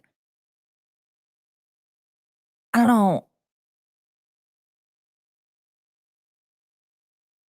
I get the idea that you just don't want to be with him. Because for me, like, yeah, that can be a problem. Like I can see also, like I've talked about this before when it comes to like putting your like elderly family members into, retirement homes and stuff. Like, yeah, that kind of sucks that you have to do that. But I can also see how that can be really difficult in certain situations too. Like I remember when Keanu was talking about how her grandma was staying with her dad and it was becoming a problem because like he wasn't just like retired and hanging at home, like hanging out with his mom. Like he has to work. And like, so he was like traveling out of town for work and Keanu had to go and like stay there, which is great that she was able to, cause she, she can travel and still work. But like, not everybody can do that. And that can take a huge toll on your family. So it's easier to have like a retirement home for your family. Like, so I'm really conflicted on that because I do feel like we are way too quick to be like putting a family member into a retirement home. Obviously, in this case, they weren't. They wanted, they wanted her grandma to stay with her dad for a while. I think she was causing some problems at the villages though, right? Wasn't that like a thing? I don't remember. But in that particular scenario, it's like, well, no one was home to keep an eye on her. It wasn't like there was always somebody that like 24/7 could just like make sure that she was okay, right? So like what were their other options? Have her in a retirement home. So there's that too. But like I do feel like in a lot of cases, I'm not saying that like I think that Keanu's family was quick to put her in a retirement home. I think they were doing the best that they could with with the resources they had. But I think a lot of families do that where like because that's just like the norm. That's the social norm. Whereas in a lot of other cultures, it's not. Like it's not like retirement homes don't even exist because no, when your elderly family members get older, they just move in with your family. But that to me seems like it takes a huge toll on everybody involved. I'm going off on a weird tangent. I'm sorry. It's probably really confusing. Because I just imagine like, okay, well, when you are, in your 70s or 80s or whatever, and you need to go move in with your family, now you're losing all of your independence because you're moving in with with your family, right? But that family, that's in most cases, it's like a husband and a wife and the kids, and they have their whole routine. And now, like, you can either try and like integrate into it, but then that can be really disruptive to what they already have going on, and can be because you're no longer like in control, and you're essentially like leaving the control to the younger kids, if you will. That can be really hard. But then there's also like it can be also really hard to share that space when you are, the younger family members that are welcoming grandma or grandpa into the house. It's called shedding dead weight. My God. I mean, we're pretty lucky in my family. We're like, my grandparents have all been like pretty good with not having to deal with that, like not having to go into retirement homes. Like my grandparents are in their 90s now, 80s and 90s. And like they're just living. My grandma Sharon, she died a long time ago, but she was living on her own. My grandpa is older than dirt. Well, he's fine. You know what I mean? So I think it all depends, I guess is what I'm getting at. Cause that has to be really hard on a family. Like if you have a family member who's like losing it, or like they have a whole slew of health issues and their dementia, Alzheimer's, I think like that's too difficult to have in your home. So I don't know how I really feel about it. Yeah, Keanu's grandma was losing her mind. It's extra hard to deal with and hard to watch. Um, yeah, it's why Bruce Willis's family lives in separate house than his family. Yeah, and it's nice for him that he has those resources that he doesn't have to go to a retirement home. He can have like help come to his house. So I think that like it is difficult. Like it's one thing if your family member is just getting older in age and you want to keep an eye on them or whatever, but it's too much. Like we're not set up as a society to like no one's there for like 24-hour watch. Like take care. Like I'm not in a position to like have an old person come and live with me and for me to take care of them 24/7. I mean, definitely don't want a random old person, but like, or for me to go and like live with, like grandparents or whatever, like that's just not feasible. Like I have to do my own, I have my own stuff that I need to do. It's enough to deal with to take care of the dogs.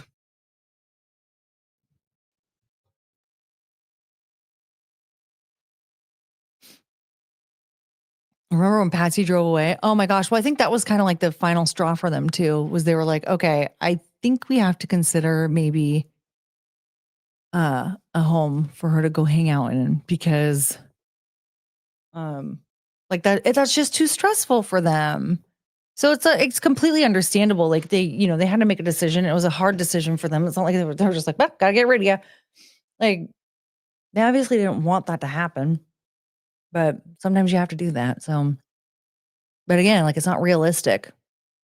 But like what changes do you make in society for that to be more realistic? I don't think you can.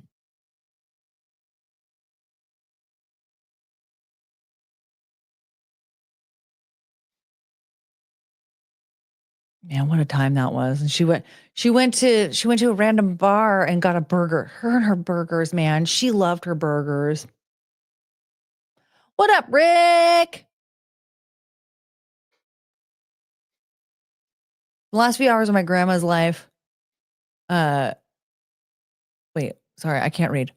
Was an odd time for all of us. She was in assisted living, but assisted living still leans on the family a lot, which I find that to be insane because they're draining everybody's bank accounts. That's something that really bothers me about assisted living is like these people are paying thousands and thousands and thousands of dollars. And for what? Almost as much as Russell loves back burgers. I just love like they went to that Mexican restaurant and she got a burger. She always wanted to get a burger. She was so funny. When I did take care of a family member, I got her approved for an adult daycare center. So she went to a place with fun activities for 8 hours a day. See, and like I can get behind that. I think that that's like, but it depends. Like, is that something that like is feasible for everybody? Because like, I mean, I don't understand how like retirement homes or assisted living is like even, I don't know how they're even in the like, how they can continue going. Cause I remember like, we had a really hard time with my great grandma. The last, I think like 9 years of her life, she ended up living in assisted living. She was she was fun. She got her, she had her, uh, motorized wheelchair taken away because she kept crashing it into stuff and she was ruining everything. Insurance covered it. How long does insurance cover that stuff? It's just, what does that mean? Are you saying she was a lesbian? She didn't love back burgers. She just loved regular burgers, cheeseburgers. Oh, Patsy. Purple cane, purple cane. Um,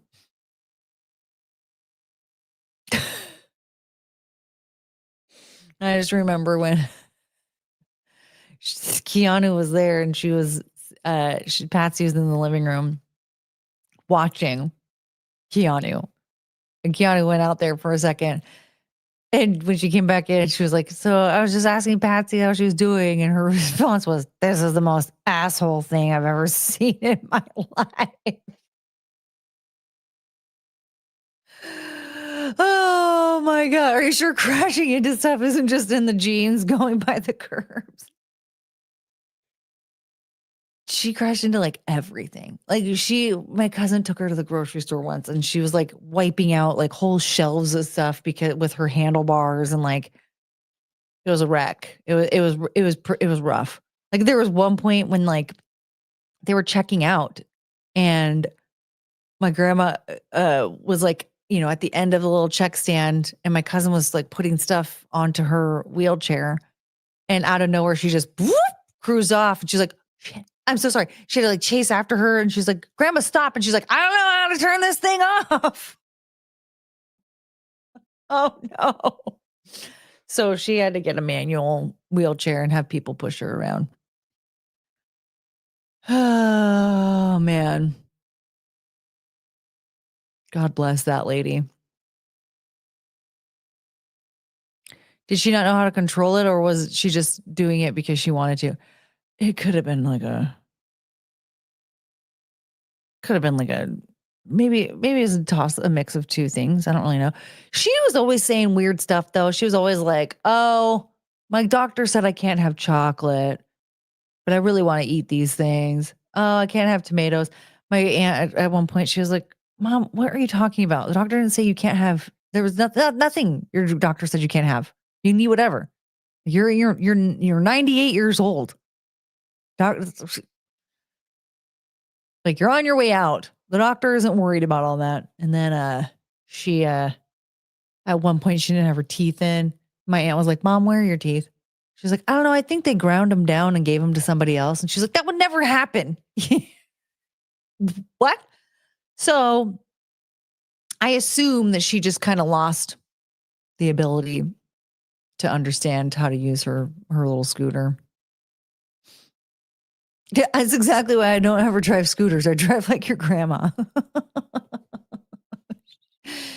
Oh, I mean, granted, it makes sense. I mean, her grandson, my dad, ended up being a very reckless driver. So I assume that's where he got it from. He used to race.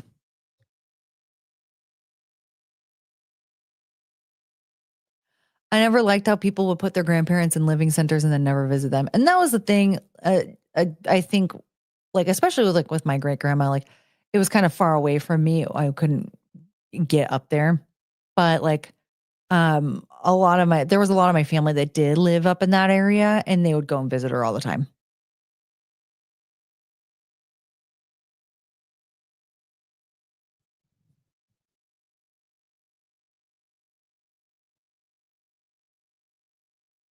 So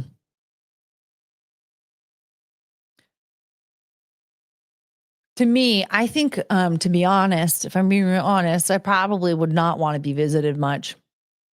I'd be like, "Listen, leave me alone. I just want to be alone." Oh, I wish I lived closer to my grandma. She's the funniest person I've ever met. Oh, move her in with you. That would be cute.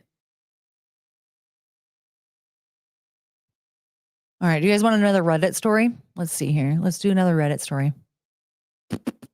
No, always wanna see you walking with the purple cane, purple cane, purple cane. Okay, here's another one. Am I the asshole? I don't think of my partner first. Well, okay.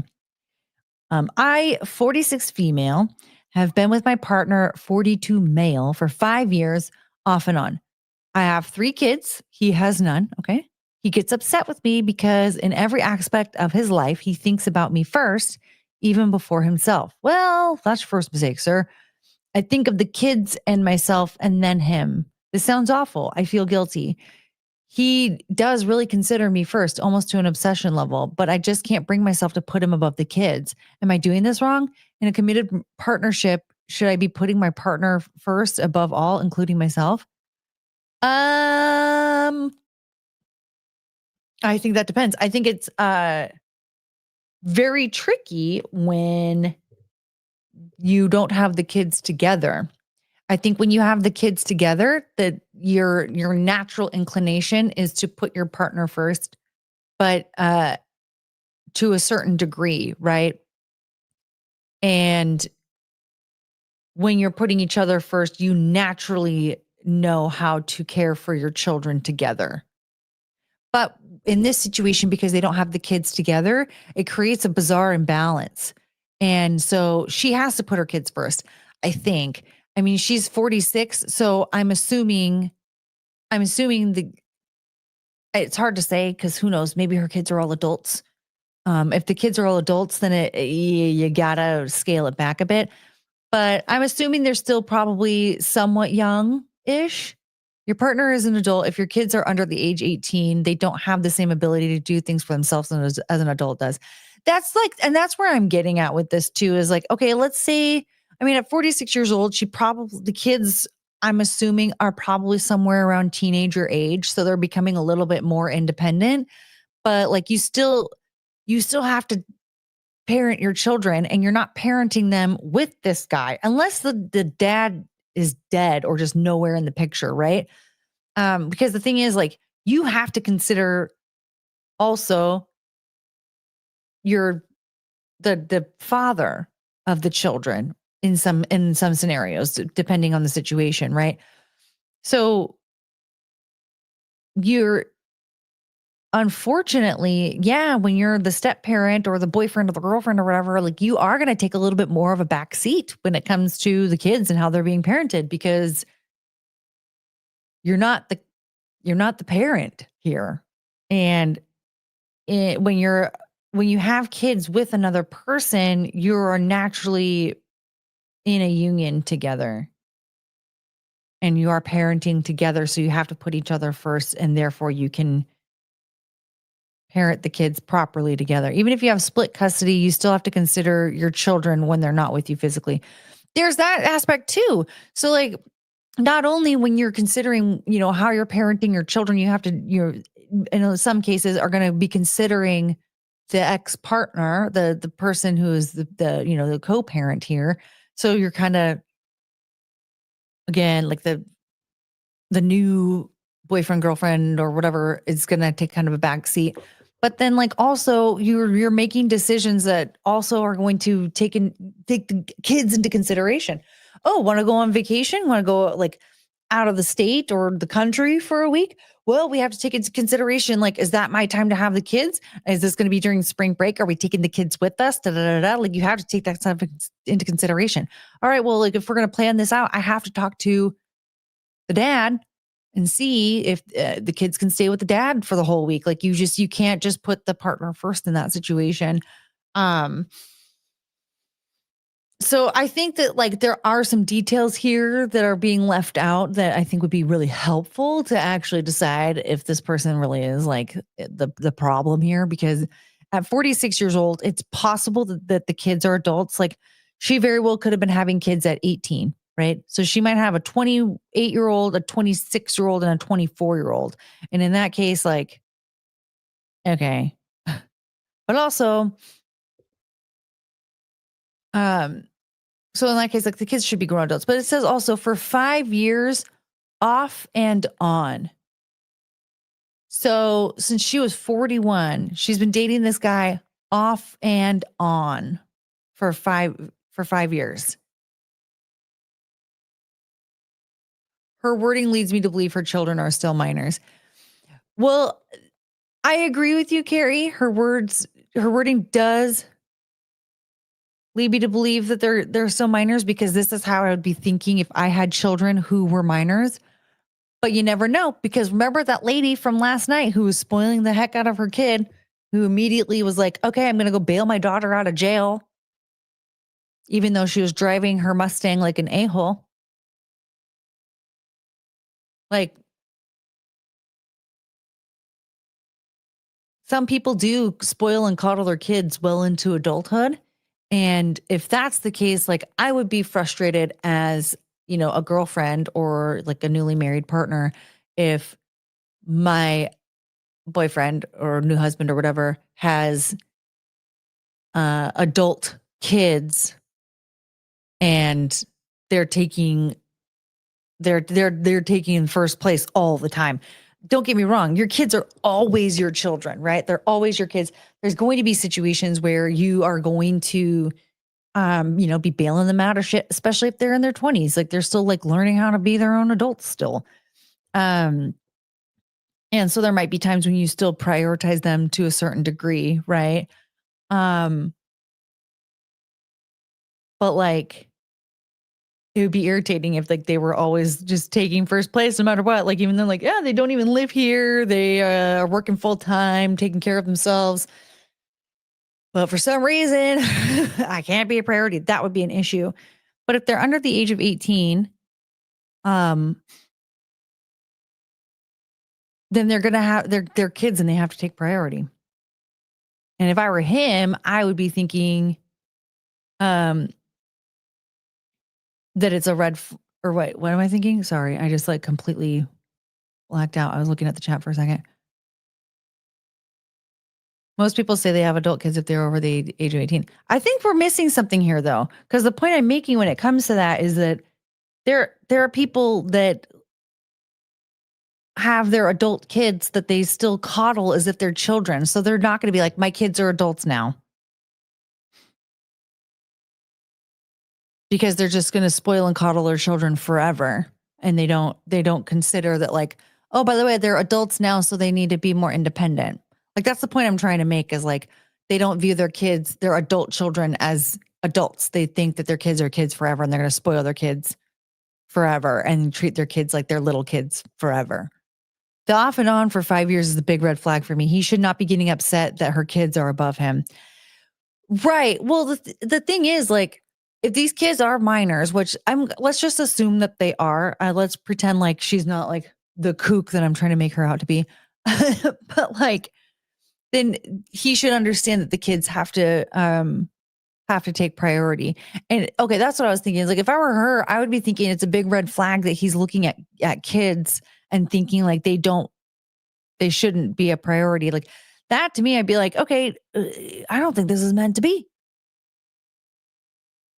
If he felt this way all along, why does he keep going back? Because some guys they don't understand. They just it's amazing. I'm going to tell you something. It is amazing how men will trick themselves into thinking that a woman is the one when she like is not at all. And they don't get it. And then they blame women for the choices that they make. Don't get me wrong, women do this kind of stuff too. I'm not saying that it's just men, but like in my experience recently, trying to explain to men like she's not even expressing interest in you. Why are you bothering? And they're like, well, it's just hard to know because, like we just think that like they're so cool or whatever. Like, but she's not reciprocating. You're the asshole for asking Reddit. There's that too. Oh man. But to me, I think that she should see him as a red flag for thinking that the kids shouldn't take priority ever at all. And for him, I think he needs to realize like that this woman is going to prioritize her children. And so you either need to wait until they're all over the age of 18 and they've all moved out and they have full-time jobs and they no longer are relying on mom, which is going to be past college age. So buckle up. Or just accept like she's not the one and you should just go be with somebody who can be the one. Simple as that. There are plenty of women out there, plenty of millennial women in their 40s who chose not to have children because feminism told us not to. Hello? Right? You can easily find any of those anywhere. I'm one of them, but sir, I don't trust you because I think it's weird that you don't think that children should take priority. I don't care if I don't have kids. I find you to be a red flag. Eventually, kids have to be able to make the transition to viewing their parents as their own individual people. So maybe she could include him more in her considerations, but he can't expect to be number one. Exactly. 100%. 100%. Like I said before, it would be different if they were married. But as I'm reading this, he's viewing her kids as a threat to his masculinity. There's something really weird with it. Like it's almost I can't quite figure out like what his deal is with it. It seems like the kids are a threat to something to him. Like he thinks that he's a threat. They're a threat to maybe it's his masculinity or like their relationship as a whole or something. I can't really figure it out. It's very strange because kids are very reliant on their parents. I mean, the fact that like the kids are a priority, he might also be feeling like the ex is also a threat because they're his kids. So there's that. You have 3 kids. Are you my baby?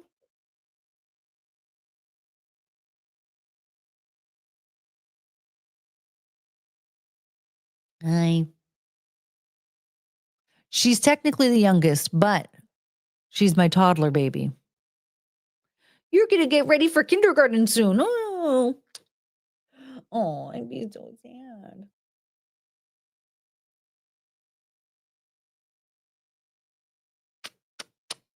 I love you so much. My son is my number one priority, then my dog, then me.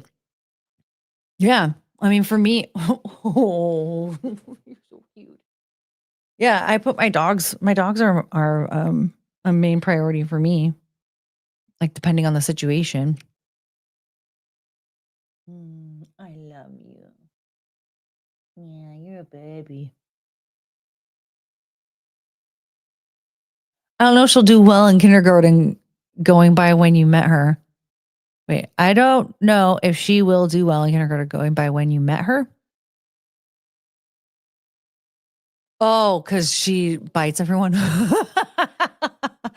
She seems to do okay with other animals. It's just people. She's not the best. He didn't go through the process of being in a relationship with her before having kids. So it's not like there was a change in the dynamic between them. So it's a bit weird to have that expectation. Yeah, it's weird that like he thinks that there's going to be some type of a shift. Like it's going to change at some point. Like the kids are going to be a priority. And that's the thing. Like, even as a person who doesn't have children, like I find that to be so strange that a grown adult in his 40s would have a problem with somebody prioritizing their kids. Like it would just like that just is a big red flag to me. Like why would it's a kid. I thought she was going to human kindergarten. Well, I would assume that if a dog goes to kindergarten, it would be kindergarten for dogs, right? What do you learn in kindergarten for dogs? Look at that little. Oh, look. Oh my God. You're so good. That precious little angel. Yoda be pimpin'. Yoda be pimpin'. I think I saw Morgan pop in earlier too. Sorry, I didn't mean to skip over you. But Morgan's here too. Oh, wait. Sorry. Yoda be pimpin', our number one news sources here.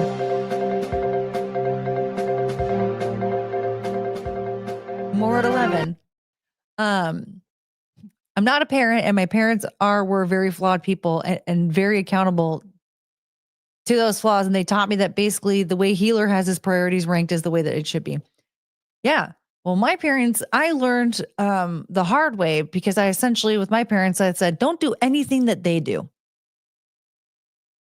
They were not an example of how parents should be at all. And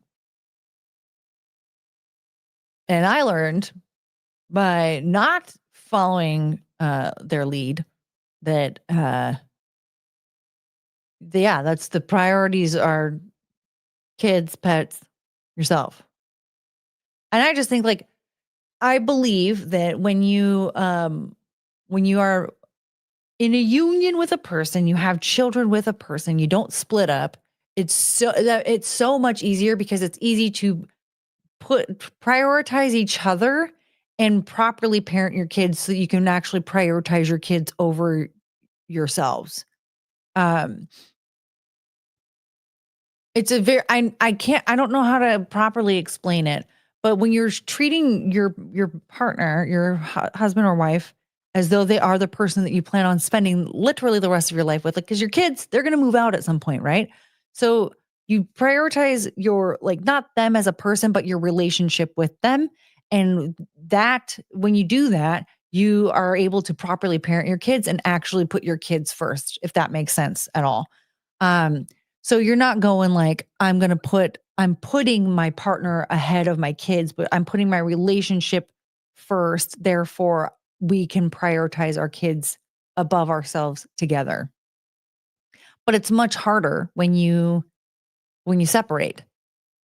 Because now you have to figure out a way to prioritize your kids above you. And you still have to figure out a way to consider the co-parent without necessarily prioritizing them. I hear dog feet. So you're saying parents shouldn't go on tour with Crossbone River?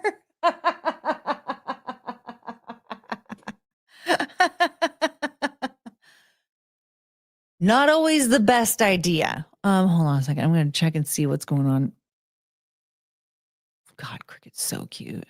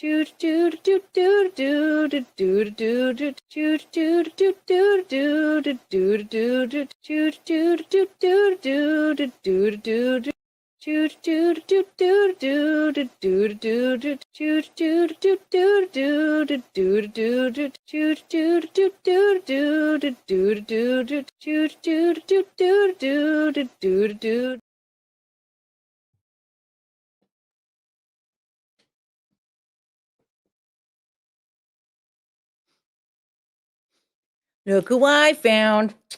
I love you. Oh my god. No, no. You're so sweet. My little angel. You tell him?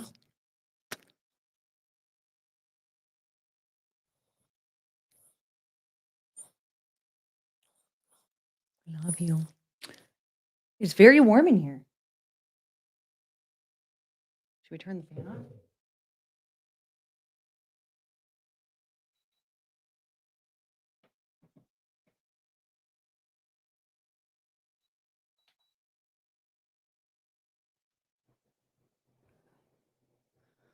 All right. Tim F, what up?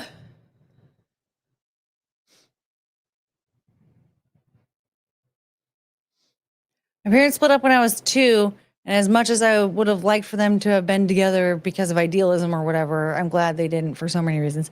There's that too. It is difficult to split up after having kids and like parenting the kids, co-parenting. It's tough.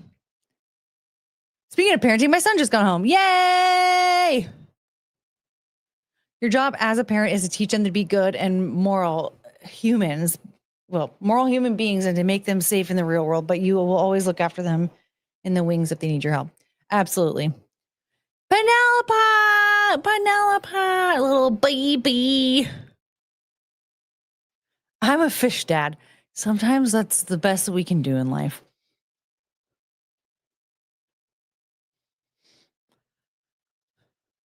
All right.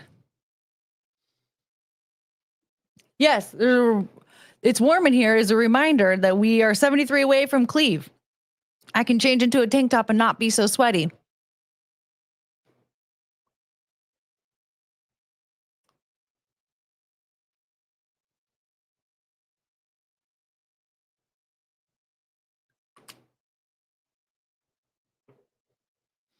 Choo choo, my chonga, choo choo, you're so cute.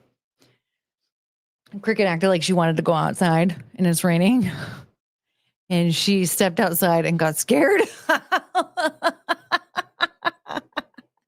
So I had her come back inside.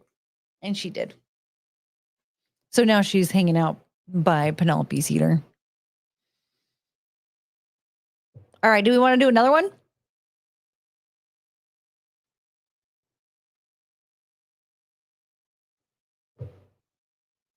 I think maybe we'll do one more and then we'll do a body cam video, yeah? I can't really.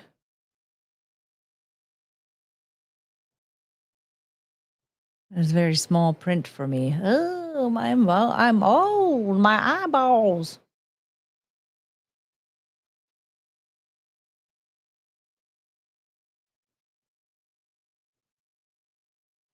Oh.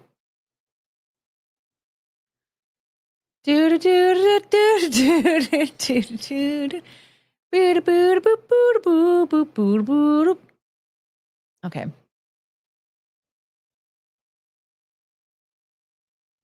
Okay, I think.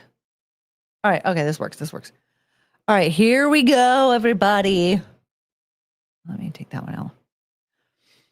Am I the a-hole for telling my husband he's too broke to be so sexist? Okay, let me tell you something. I have a vague memory of this one when I saved it. I'm going to tell you right now. I have a lot to say. I have a lot of opinions. All right. So my husband comes from a traditional family. Mom's a stay-at-home mother. Father was a sole provider. I come from the opposite. My mother pretty much forbade from ever being financially dependent on a man and drilled that into me early on. Already, I already feel like this is a mismatched pair. My husband worked hard to unlearn the values we saw replicated at home. He saw replicated at home. He, often more than, pulled his weight at home, was an engaged and present father and a genuine partner. The one thing that grinds my gears is how much weight he puts on the opinions of his family. I get that we all want our parents to be proud of us, but this is too much. Yeah, I mean, I gave up on that dream a long time ago. When I was very young, I was like, who cares if your parents approve or not? It doesn't matter. But I think it does matter. It does, especially when you're young. All right. So my in-laws are staying with us for 2 weeks. Boo. Our usual MO is I prep breakfast. We all eat lunch at work, school, and my husband makes dinner. We have a cleaner, but she's on holiday. So in the meantime, we're DIYing the cleaning, where it's down to everyone keep their space clean and common spaces we all clean. This is how we've always done it, and it works. Yeah, I mean, that just makes sense. My in-laws hate that I'm one of those modern women. They hate that I work. They hate that I don't find my purpose in being a wife and mother, and they hate that my husband pulls his weight at home. We spoke pretty frankly early on, where I established my boundaries and told them I won't be chastised about how I live my life. No, you won't. Especially if you're going to come and stay at my house. You have no, I don't care. Go stay somewhere else if you don't like it. In my own home. When I'm a guest in their home, I accommodate their ways and play the daughter-in-law they wish I was. They have, for the most part, respected this. Yeah, I think that's fine. You're over there. You do the things that make them happy, and then you do whatever you want when you're home. I got home yesterday after work, tired and starving. I typically get home about 6:15, 6:30, and we eat about 7 o'clock. I said quick hellos, ran up for a pre-dinner shower. When I came down, I went to the kitchen to help set up for dinner and found nothing ready. I asked my husband about it, but he wouldn't look at me, and his mother answered that he hadn't cooked anything. That right there blows my mind. So all of you are home. The father-in-law is there, the mother-in-law is there, the husband is there. The mother-in-law, I thought you were a doting stay-at-home wife. Why can't you cook then? Why can't you cook? I thought you were the perfect trad wife. Like that in itself, like you're a guest there. You should be willing to help make dinner. Like, what is wrong with you? She told me I needed to do my duty as a wife and cook for my family. My coward of a husband still wasn't looking at me. I just walked away and ordered takeaway. I dished up for me and my kids, and we sat at the table to eat. My husband and his parents served themselves and joined us. I would not have ordered enough food for them, or I would have told them that they can make their own food. This is for myself and my children. You can figure it out. My mother-in-law was still going on about what was wrong with me and why I was a failure. No. You don't get to dish up the food that I ordered and I paid for with my hard-earned money and then sit there and bitch about the way that I live my life. No. I asked my husband if he had anything to say. He said his mother had a point and it wouldn't hurt if I acted more like a proper woman and took better care of my home and children. He said tradition was tradition for a reason, and it was kind of insulting that I thought I was too good for how he was raised. This is where I might be the asshole. I told him tradition won't allow a man on $35K to support a family of 5, and he was too broke to be so sexist. Ding, ding, ding, ding, ding, ding, ding, ding. He looked hurt, and I saw tears welling in his eyes. Oh, but you don't have the right to cry for how shitty you've been treated by your husband and in-laws, no, they're treating you very poorly. He excused himself from the table. I regret saying this in front of our children, but him saying that to me after I'm busting my ass to clean up his mess on top of having to deal with his parents was too much for me. Yeah, absolutely. Here's the thing. If he was making enough money to support the whole family and for her to be able to stay at home, I think that he would have a leg to stand on. He would be able to say, look, stop working. You can stop working now and you can be at home with the family. But for him to be making $35,000 a year and thinking that that's going to support the family of 5 and talk down to her and make her do all the household chores while also forcing her to work full time because he's refusing to get a job that pays well enough, that's messed up. That's the part that I really have a problem with. Because the fact is like, for me, yeah, as much as I, prefer to at least earn a little bit of my own money, right? Like if I have a trad husband making $150,000 a year or whatever, my ass is staying at home. Oh yes, I'm cooking and I'm cleaning. I have to say, I feel like I've gotten really good at the whole cooking thing, cleaning thing. I get a little overwhelmed, but hey, guess what? He's going to be able to afford Adderall, and that'll help. I'll be cooking and cleaning in no time. Who gives a shit about work?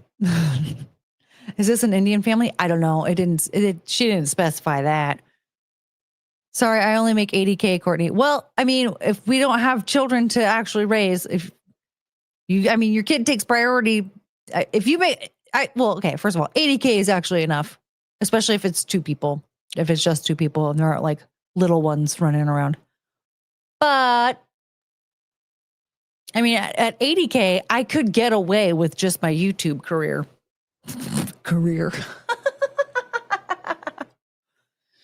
That could allow me to, have a little bit more of a spoiled lifestyle.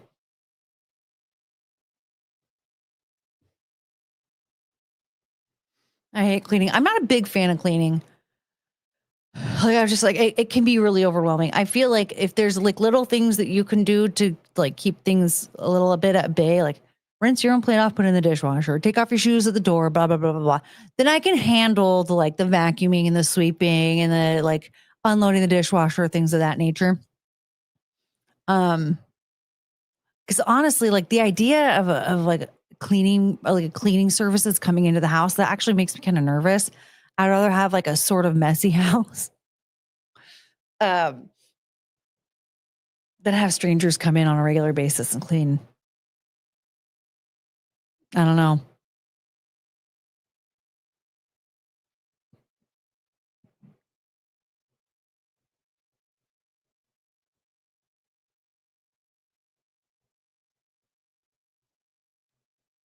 Yeah, I think that guy's messed up. I think it's really messed up. First of all, to agree to this type of lifestyle, right?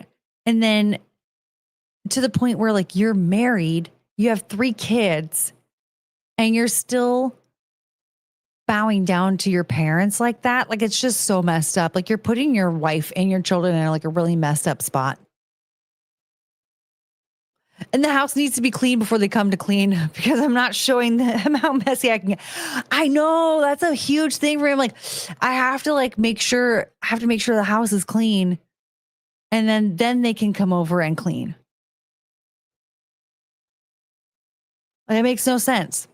Oh man, now that my back's feeling better, I'm going to have to shampoo the carpet. I was just reminded. Oh, Plotbot's here. Yay. You need gradual social exposure therapy. Thank you. Do I? Probably. I don't know though. I mean, you know what, Plotbot? I used to have terrible social anxiety, like really, really, really bad. Like really bad. It was not good. Like I was too scared to go to like the restaurants. Like with my friends, I was afraid to go to a restaurant, like with a group of people that if I had never been to them, if I had never been to it. Isn't that weird? So maybe I don't need it. Maybe I'm doing okay.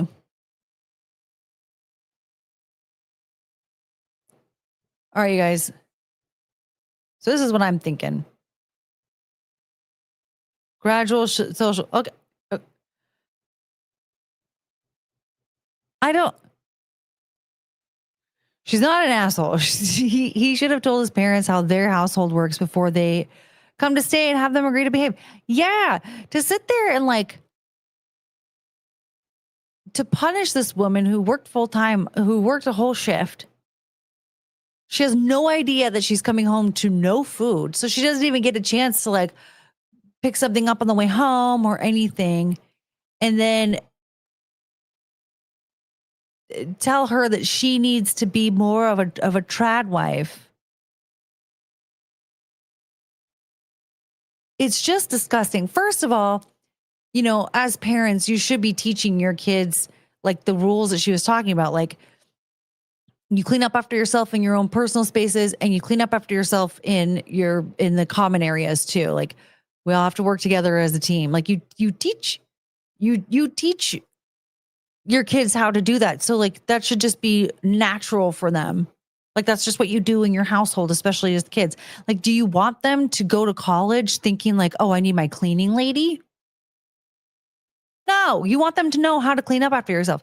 Like, I remember a friend of mine was telling me her kids, like, she was like having a problem with her kids, like cleaning up after themselves. And at one point they were like, you're our mom, you're supposed to do it for us. And she was like, what? What are you supposed to do when you move out? You're not going to have any idea how to do any of this stuff. I'm supposed to teach you how to do it. She's like, who taught you any of that?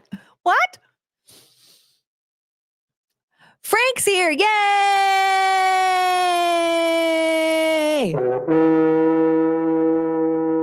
I'm so sorry I'm missing the asshole talk.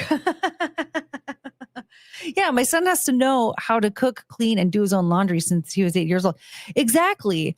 Like, and there's like little things that you do as they get a little bit older here and there. Like, you just like, okay, by the time you're, you know, a teenager, you should know how to make like an egg dish of sorts and like grilled cheese sandwich or whatever, right? And you just kind of progress as you get older. It's so crazy to think that like they don't want to teach their kids independence. I don't understand it.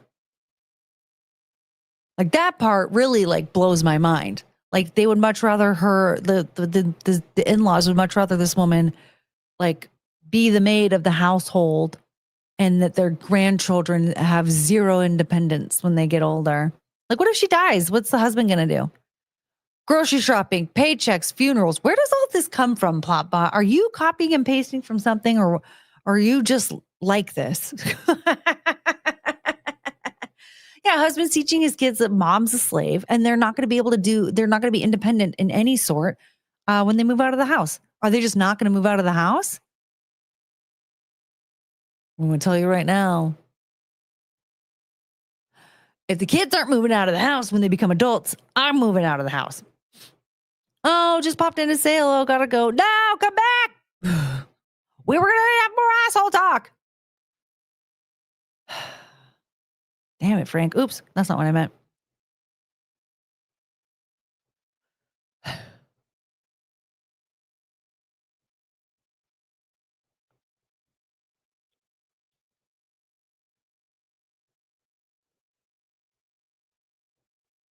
All right, one more. Am I the asshole for cheating on my boyfriend? Well, the headliner here tells me yes. Right? I'm going to tell you right now, I don't really know if we really need to move past the subject line, because I feel like, yeah. But let's see what happens here. Me, 19 female, and my ex, 20 male, were in a 3-year relationship when suddenly, out of nowhere, he asked to break up. I was devastated, but I agreed with him. Well, yeah. 2 days later, he texts saying he wants to get back together. So I said yes. A week later, he starts ignoring me and not answering me when I started getting annoyed. Yes.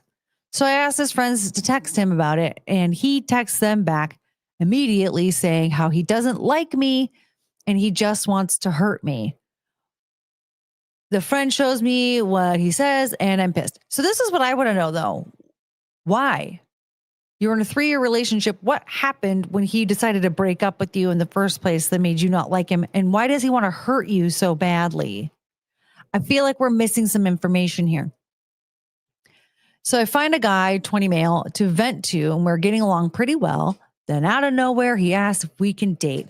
I'm pretty hesitant about it, but I eventually say yes. About 2 months later, my ex that I was cheating on breaks up with me, and I was so happy. Now me and the guy I vented to are in a very healthy relationship. It's been 10 months since me and ex broke up. First of all, there's a lot of grammar issues here. I don't like it. However,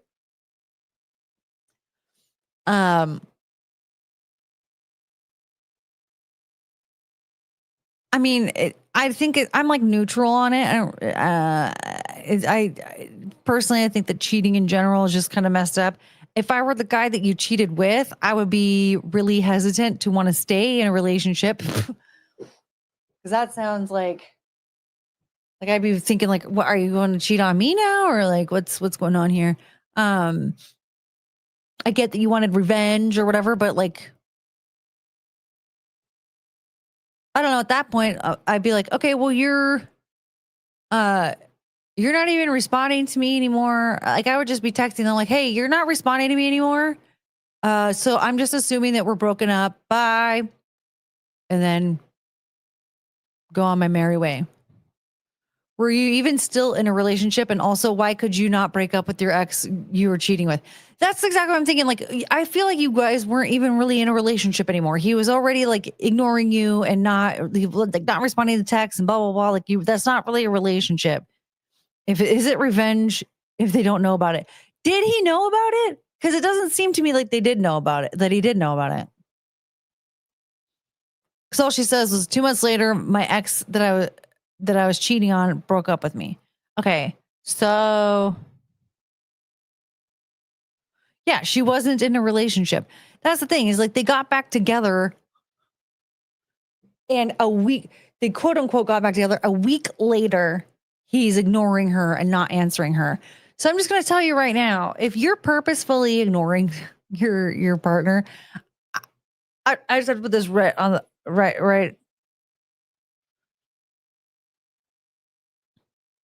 If we're in a relationship and I don't hear from you for like a day or two, I'm assuming you're dead. I'm assuming that it's over. Right? Like it's done. You died, or you're ghosting me or whatever. Like this is not really all that normal. I get it. I'm not always the best when it comes to like responding to stuff. There are plenty of people out there that can tell you the tale of me accidentally ignoring text messages or DMs because I'm not the best at it. But if it's a romantic relationship, that has to take priority somehow, some way. And so even if I'm not the greatest at responding, I have to figure out a way to respond. Even if it's like, hi, I saw this, but I'm a dumb. If I'm dating you, you'll understand.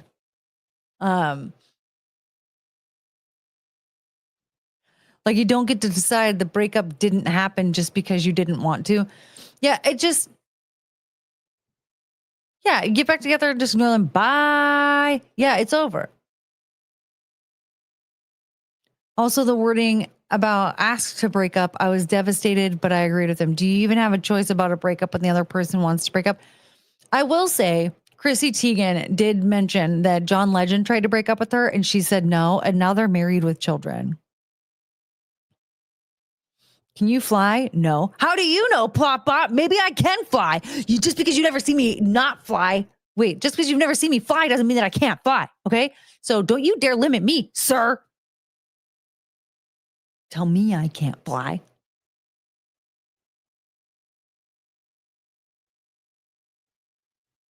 Hi, Plopbot.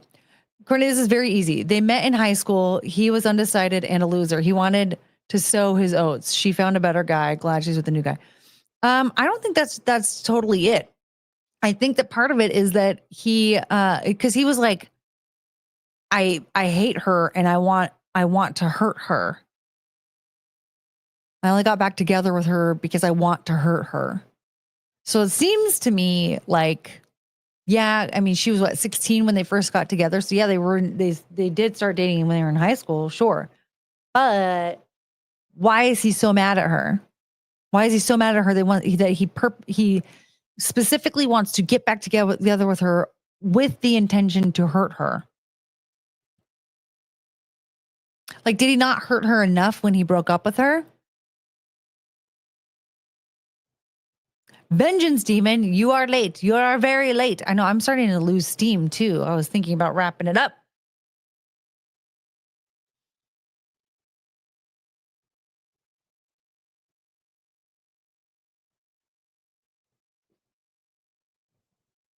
But now that you're here, maybe we want another Reddit story. I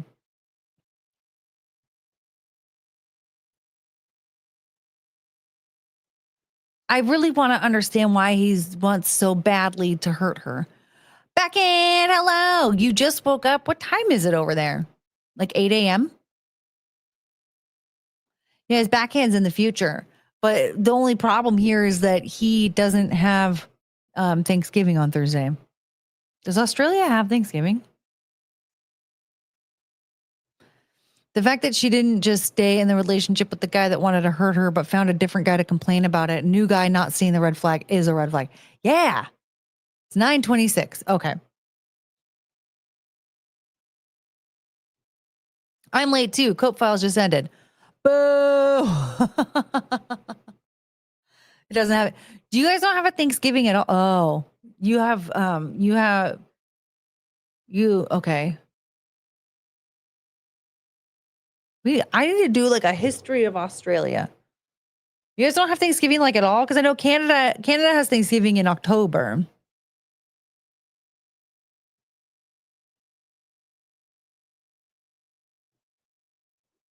If Jesus comes back, it's not any of us. Well, I thought so. Why don't you guys have Thanksgiving? Don't you guys have Aboriginal? I'm gonna start sounding so ignorant. But we need to do a history of Australia. Australians are famously ungrateful people. Hell no. Wait. I thought that was like your native people.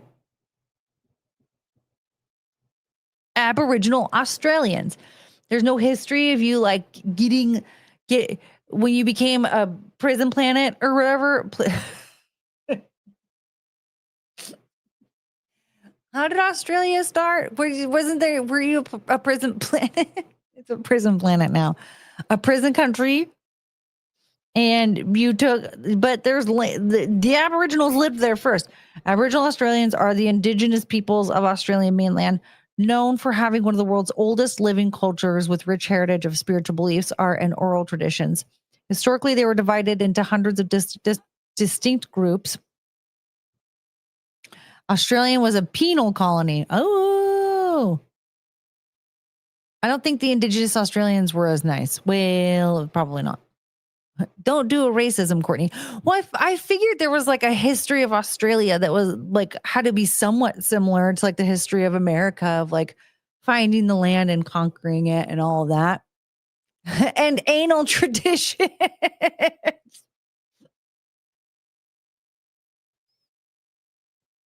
Don't they have anal traditions in their penal colony? I clearly don't know a lot about Australia. I know that they get babysat by the queen, right? The king. There's like a soft leadership there. The prisoners were going there, not pilgrims. Okay, so it was a prison planet, and it was like the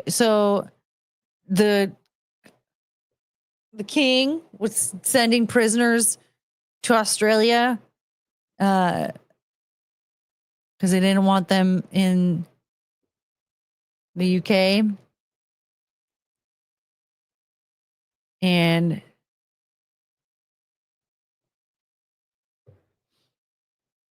so what you're saying is Australia is not that thankful for getting out of prison. See, I would think that they would at least have that history, right? Like they were no longer the prison planet. They were like, it's a planet. They were thankful for no longer being just a prison planet. Also, isn't it enough to be thankful every day that you don't die from one of the wildlife? I mean, the spiders alone. Mutated blonde Asian, nothing more. Interesting. I don't think that's. And then New Zealand's different though. I will this day forward call Australia the prison planet. Well, they used to be a prison planet. They're not anymore. Thanks for giving us a prison sentence. Well, they're no longer the prison planet, right? Like they're no like. So I really need to learn more about this.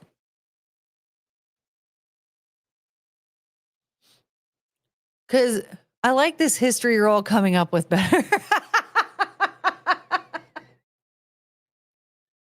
Oh my God. Okay. So what would you grade my history so far, backhand? Like, would I get like at least a C?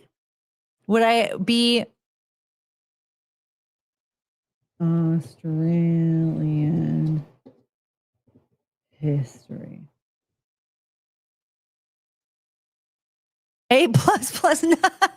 How accurate am I, though? Australian history is defined by the 65,000-year-old indigenous cultures that have inhabited the continent and the subsequent arrival of the British colonists in 1788. So the Queen wasn't the Queen yet. Could you imagine Queen Elizabeth was like, how many years old would that make her? When did she die? 2024? 23.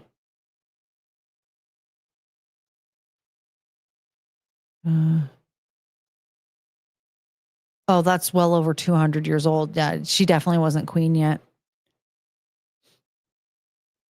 We started off talking about the Wizard of Oz, and now we're talking about the Wiser of Oz. Yes!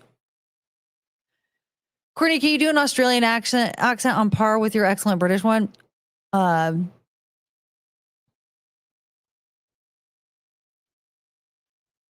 why don't you put another shrimp on the barbie? I don't know. Crikey. Maybe I'm not very good. I'm not very good with accents after all. I thought I was, but I'm not. I need a dialect coach. Okay. So 1788, establishing a penal colony. Douglas, I know. What is that supposed to? I can say, rise up lights. And that's razor blades. Rise up lights. Elizabeth became queen in 1952. Okay, so not 1788. Okay, that's good to know. That's good to know. We need to know. She was 96 when she died in 2022. Oh, I was off. Close, but no cigar. Struth. What is that supposed to be? Whoa, Courtney, you're sure not Aussie with that spot on. Are you sure you're not an Aussie with that spot on? The only thing I can say is rise up lights.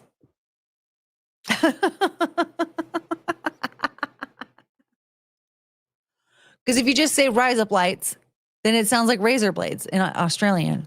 Rise up lights. Oh, you get those rise up lights. So stupid. That was really bad too. Okay. Establishing a penal colony that eventually led to federation in 1901. Key events include the gold rushes of 1850s. No, I want to know about the first human inhabitants, Aboriginal. Is she having a stroke? Probably. Say, throw one on the Barbie. See, I can't do it. This proves it. Courtney escaped the prison planet. That is part of the history. Is they were a prison planet. The first human inhabitants, Aboriginal and Torres Strait Islanders peoples, arrived over 65,000 years ago from Southeast Asia. Good day, mate. Rise up lights. Russell, thank you for the $2. Do you smell toast, Courtney? No. I don't have any because I don't have any grocery money. Okay, so they were Southeast Asian people. Okay. Their cultures are some of the oldest continuous cultures on Earth with diverse languages and deep spiritual connections to the land. So, okay, so are they just sharing the land? There's no history of them like losing their money. Losing their money to the prison people? Like what happened when the prison people got out? Then like where did they go? Where do we go? Right? Am I right? So there wasn't like there's no history behind like what happened there and how they had to like share the land with the Aboriginals. And then like what happened when it stopped being a prison planet and they were then also like how did it become a prison planet? I need to know all this stuff. The Dutch made the first documented European landing in 1606 and Captain James Cook claimed the East Coast for Britain in 1770. You guys, I used to be such a good reader. I think I have brain damage. In 1788, the British established a penal colony at Sydney Cove, marking the beginning of European settlement and leading to conflict with indigenous populations. Gold discoveries in the 1850s led to a gold rush. I don't care about the gold rush. I want to know how. The fuck is that? The mostly Scottish and Irish prisoners taught the Abos the delicate art of pickpocketry.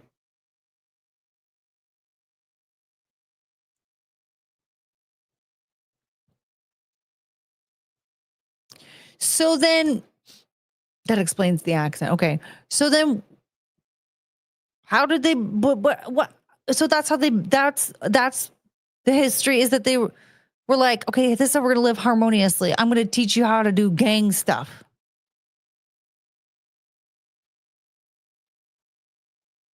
So you don't have like a tradition of like pickpocketing or something? I don't know. Courtney, when there are gaps in the history, just say it was the aliens from the other planet.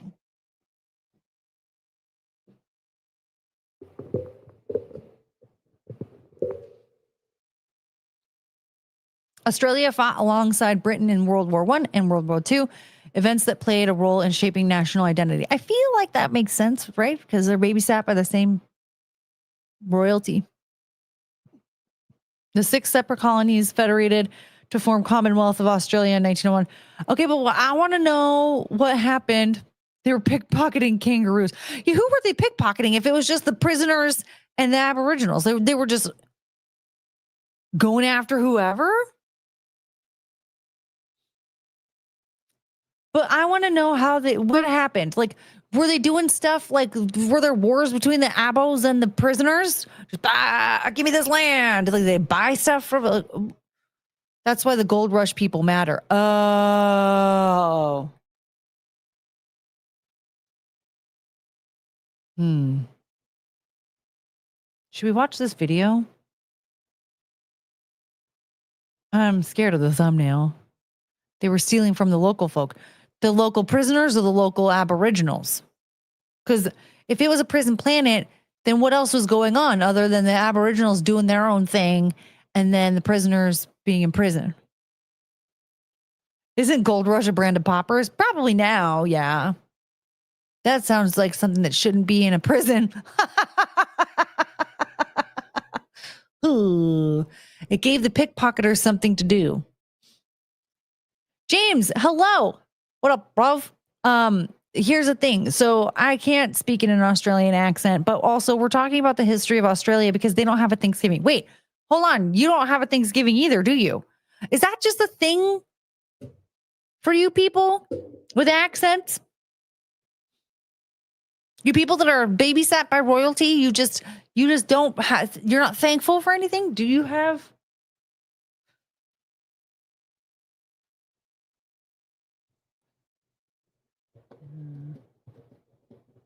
Does the UK own Australia? Yep. No, you don't. Babysat by royalty. Well, it's like they have like they're like self-governing, but like they also there's like a little. It's like we babysit Guam and the Virgin Islands and Puerto Rico. You know what I mean? Kind of like that. Get to the Great Emo War. Oh, no. 2 days ago, I saw a rig that could all that tanker. What? They really do speak a different language in Australia. The best we have is Australia Day, but that equals to your July 4th. Okay. So you guys don't set aside a day to just like overeat?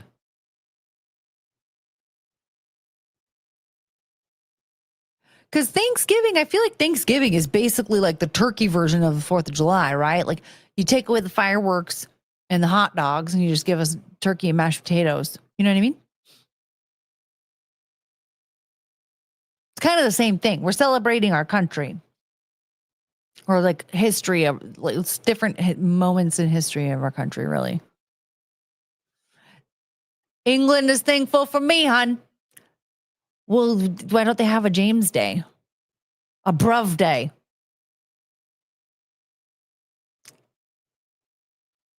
I think we're on to something.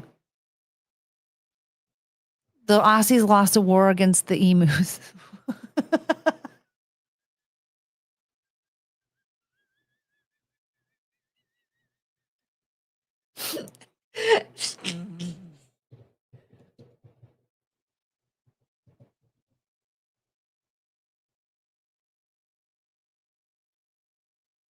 The Great Emu War. A 1932 military operation in Western Australia where the Australian Army was deployed with machine guns.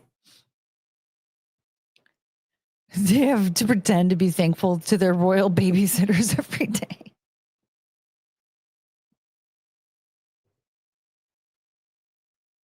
You know, the thing is that like, I actually do really appreciate the history of like a royal family and all that. I think that there's something really like really special about it. But like at the same time, they're just, I don't like what it stands for today.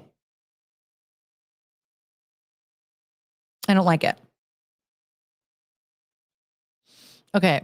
The Great Emu War was a military operation in Western Australia where the Australian Army was deployed with machine guns to cull a population of about 20,000 emus that were destroying crops. They had machine guns, folks. These people had machine guns to get rid of some emus, which I might argue could be dinosaurs. However, the emus proved surprisingly resilient and agile. Their tough hides and fast, erratic movements making them difficult targets. So the operation was ultimately deemed a failure. I'm sorry. I think the thing that makes me the angriest about this is we don't have video footage.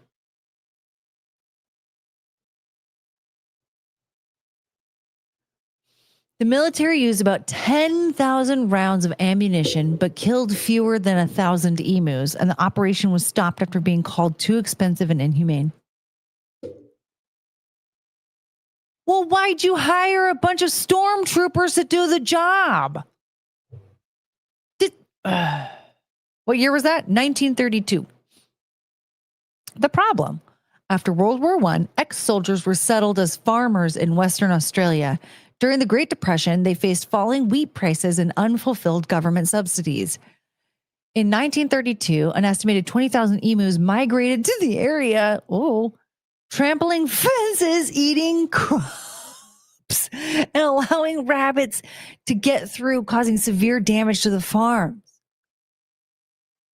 The military solution. The farmers, many of them veterans, requested help from the government, and the Minister of Defense, Sir George Pierce, dispatched a military contingent with 2 Lewis light machine guns and 10,000 rounds of ammunition.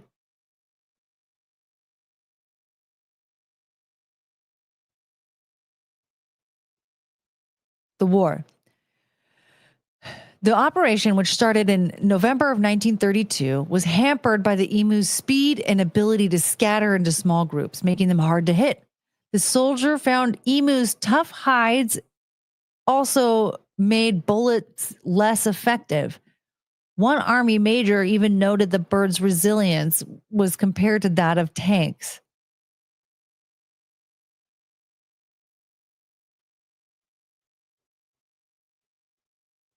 The result: the military operation was called off after about a month. The army had used a large amount of ammunition but killed only a fraction of the emu population.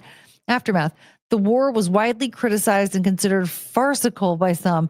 Later efforts to control the emu population through a bounty system and improved fencing proved more successful. Improved fencing was better than machine guns, folks. I'm dying. This is amazing.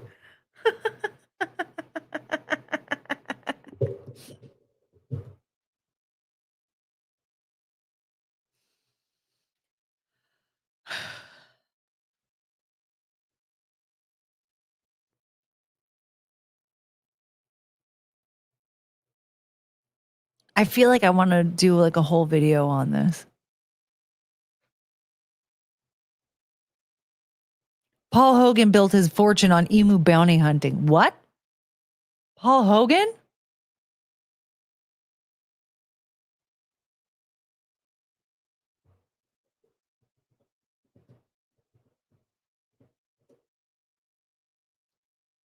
Australian actor and comedian who starred in 1986 blockbuster Crocodile Dundee, the highest grossing Australian film ever. He received...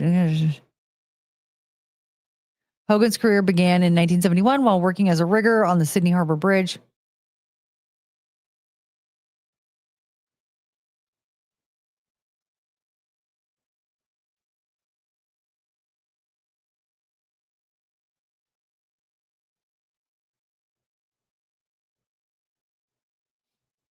Learning Australian history with Courtney Brooke. Oh, joking. Well, dang it. I was about to go down another rabbit hole. I was so excited. What's the difference between an emu and an ostrich? I don't know.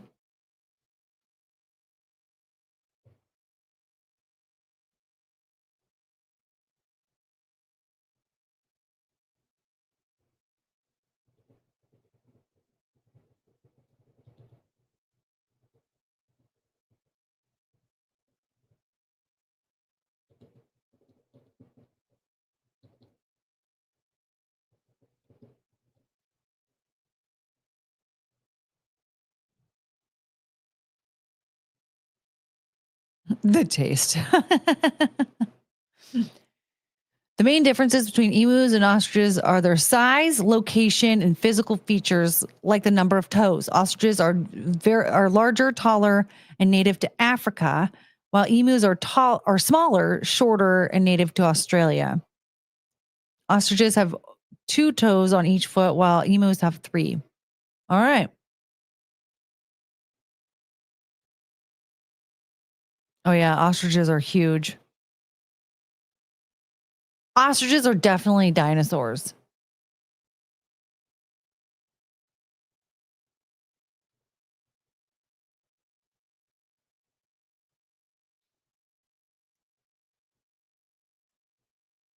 I like this picture. Look how dumb he is. That's a dinosaur. They're flightless birds. Why are there so wait? Okay, I'm confused. Why do we have so many flightless birds?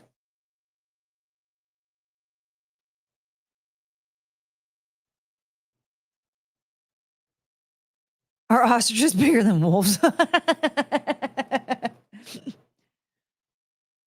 Brooke Hogan is Hulk Hogan's daughter. Yeah. So is Paul Hogan her grandpa? That's not even their name. Hogan. Ostriches are African, emus are Australian, and there's rhea birds from South America. Oh my God.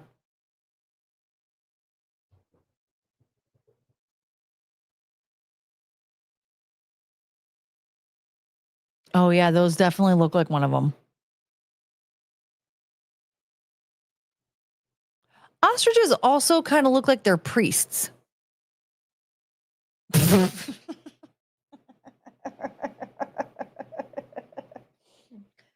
You know, because they wear all black and then they have the little white collar. There are many flightless birds because they're dinosaurs. Yeah, the birds that can't fly, those are dinosaurs. They're not birds. They're dinosaurs.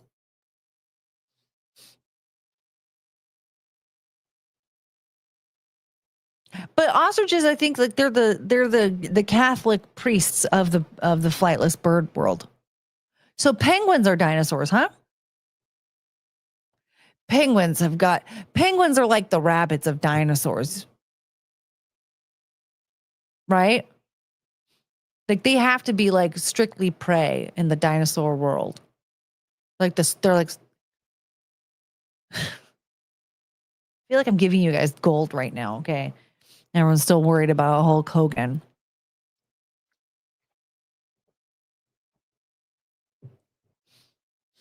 Can turkeys fly? I don't know.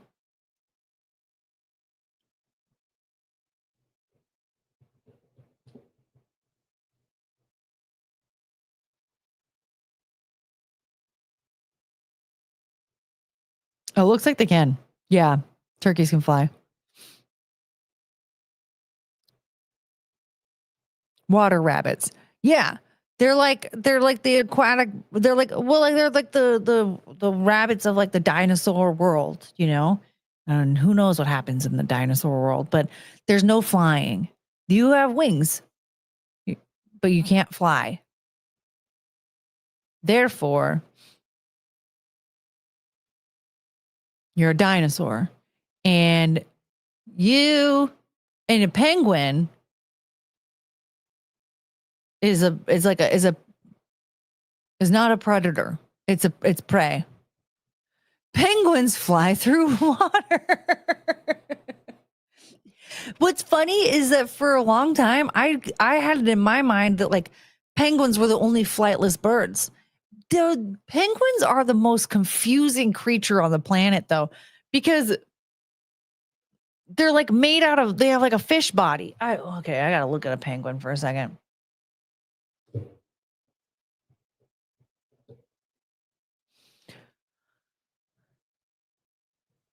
They have. Oh no, they don't. They have fur. I just always imagine. I've never seen one in person. They have fur. Never mind. Okay, now I'm even more confused. To be honest, I kind of just imagine them being like a wetsuit, like a wetsuit with a beak. They have fur. God, they are so cute. Oh, they're very dumb.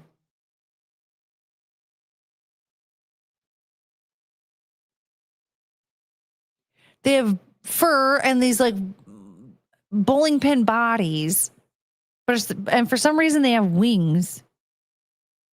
But I guess that's like a fin, yeah, for them to swim. So it's not to fly; it's to swim. Is the platypus a flightless bird? Dude, platypus. Let's look at a platypus. I'm not showing you guys this for some reason. Platypus.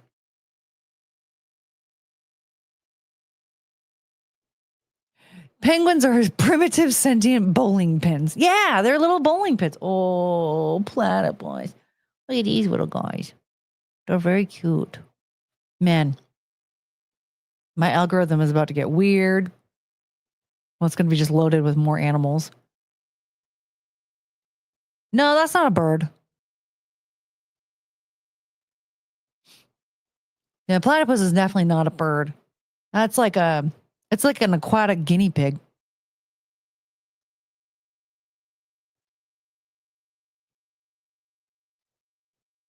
It looks like it's weird. It's like a guinea pig or like what are those? What are the ones?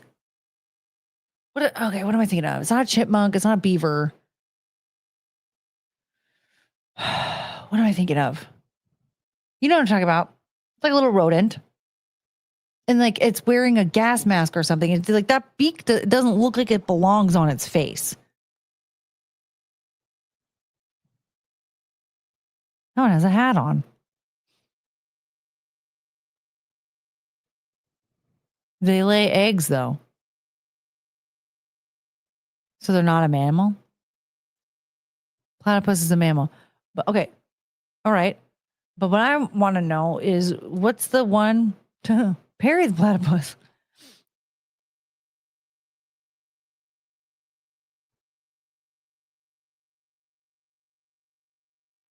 Duck beaver? Yeah, see?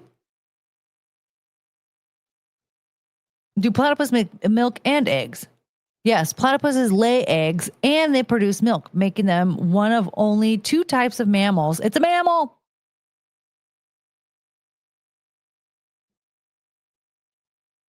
That do both. After laying eggs in a burrow, the mother nurses her young, but without nipples. What? The secret milk. Wait, the milk is secreted. The secret milk. The secret milk. Milk is secreted from pores in her skin and laps up by the babies from grooves on her belly. I hate Steve. It's a secret. The milk is secret. Don't tell anyone. So they produce milk and they lay eggs. That is strange.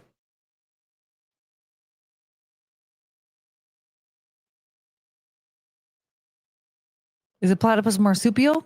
Platypus are grouped in a separate order of mammals known as monotremes. Monotremes. This creature is against God. It looks like it was not, it looks like it was man-made. This looks like something that was like bred improperly. I mean, it oozes milk out of its pores. That doesn't sound right. Secret milk oozed from belly sounds like something progressive, some progressive BS. Yeah, this sounds very scientific, like and lab made. It doesn't sound like it's something that God created. But then again, I feel like insects, those like God did not create spiders, ticks, or scorpions. No, not a chance in hell.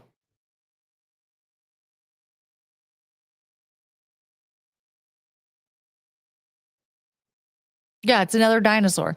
Now that one probably is also the rabbit of the dinosaur world. Like that, I feel like that cannot be a predator animal. There's no way that beak is doing anything. Scorpions are dinosaurs. They have to be. Those things are horrendous. I want to move to a warmer climate, but at the same time, I don't think I could ever do that because I can't do the bugs.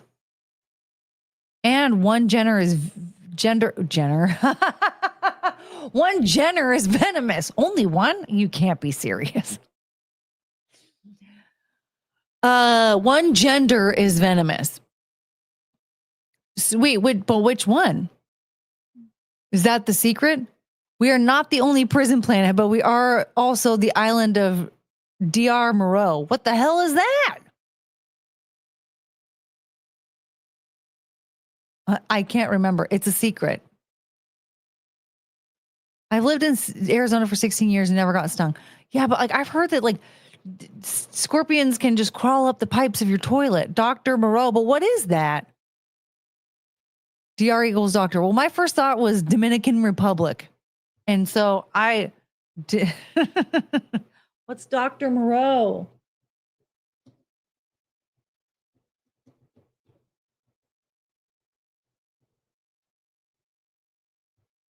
Dr. Mortgage Loan. What? The island of Dr. Moreau. The island of Dr. Moreau. Wikipedia has always wanted me to give them money, but like I can't do that. I'm sorry. Actually, I'm not sorry. The Island of Dr. Moreau is an 1896 science fiction novel by English author H.G. Wells. Any relation to Orson?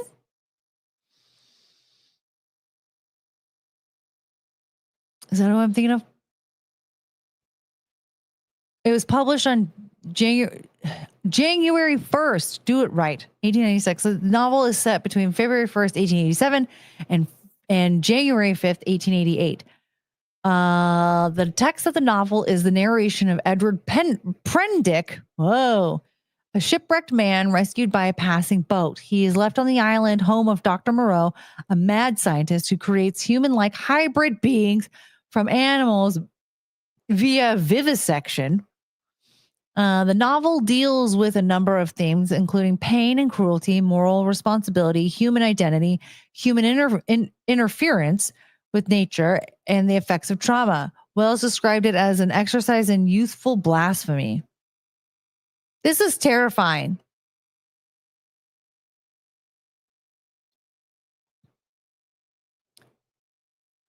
So that's the island that Dr. Moreau lived on. This kind of feels like you housed Maniac Mansion.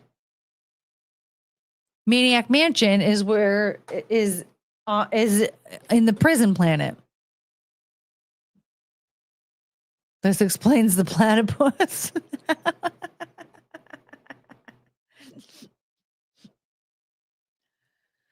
Oh, buddy.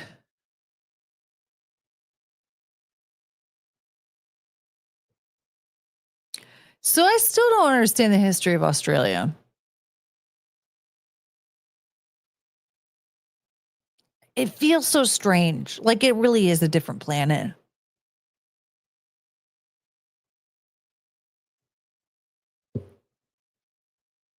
Okay, I'm getting tired.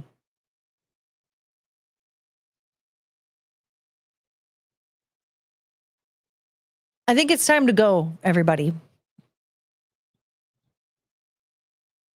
Australian toilets flush backwards, so everything just comes out and sprays all over you? Backhand, why? Why, backhand, why? Okay. The southern hemisphere is a mess. Well, everything's upside down. That is one thing I don't really understand when it comes to like gravity and stuff.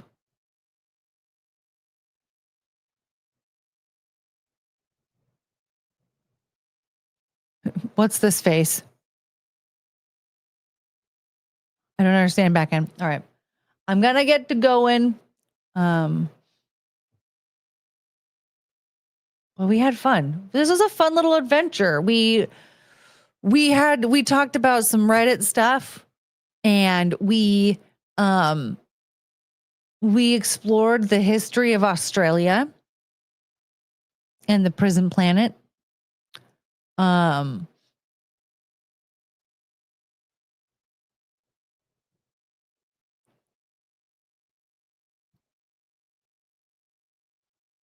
What else did we do?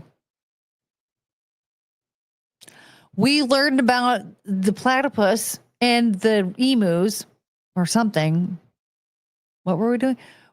I don't know. We started to learn about the sizes of wolves, but I got confused.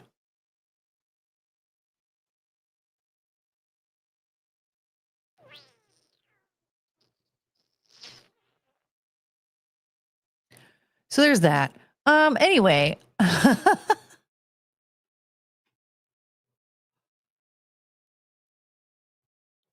I'm losing steam. So I'm going to head out for now. Who knows? Maybe I'll do a surprise one later or something. Well, we'll be back tomorrow with more shenanigans. Hopefully. We got more stuff waiting. Wolves and Gorillas, The Wizard of Oz, and we didn't even talk about the Wicked Press stuff, which, you guys, it's getting weird. And they're not even doing anything anymore because Cynthia Erivo got laryngitis, and then Ariana Grande was like, I'm standing in solidarity. I'm not doing any press without her. And then apparently she got COVID. I don't know. But weird stuff it's happening. And I thought we would want to discuss it. I feel like I have a couple of things bookmarked. Hold on. Let me just check right before we go. Ooh, I got real tired there.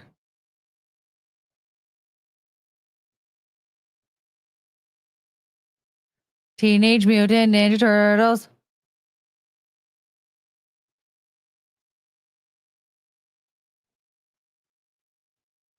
Oh, I was going to sing you guys a Thanksgiving song. We'll do that another day. All right. Did anything exciting happen while I was gone? Nope.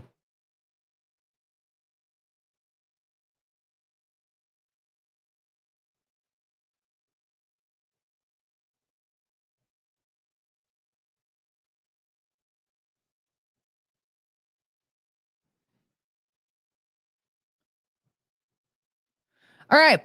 I got to go. I'm sorry. I'm going to take a nap, I think, or something. I don't know, but all right, but we'll be back tomorrow. Thanks for hanging out. Something with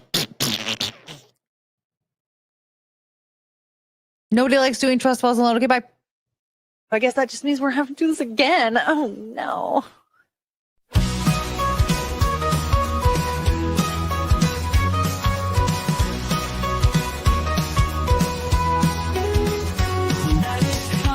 To an end, stars are fading, lights descend. Thank you for this time we spent. Memories shared, hearts will mend. We had such a great time here.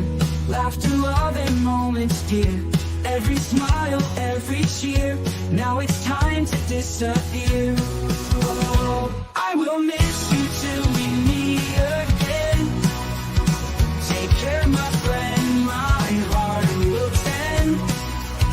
Until the day we start anew, forever hold on nights to you. Walking out into daylight, city's glow turns into night. Hold these moments nice and tight.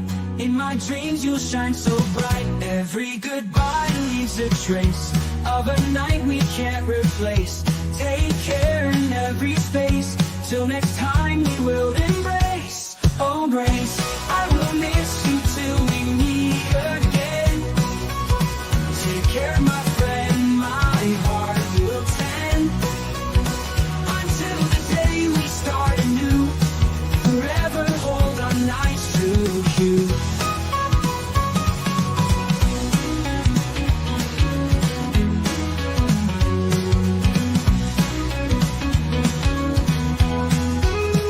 Only goodbye leaves a trace of a night we can't replace. Take care in every space. Till next time we will embrace. Oh, I will miss you till we meet again.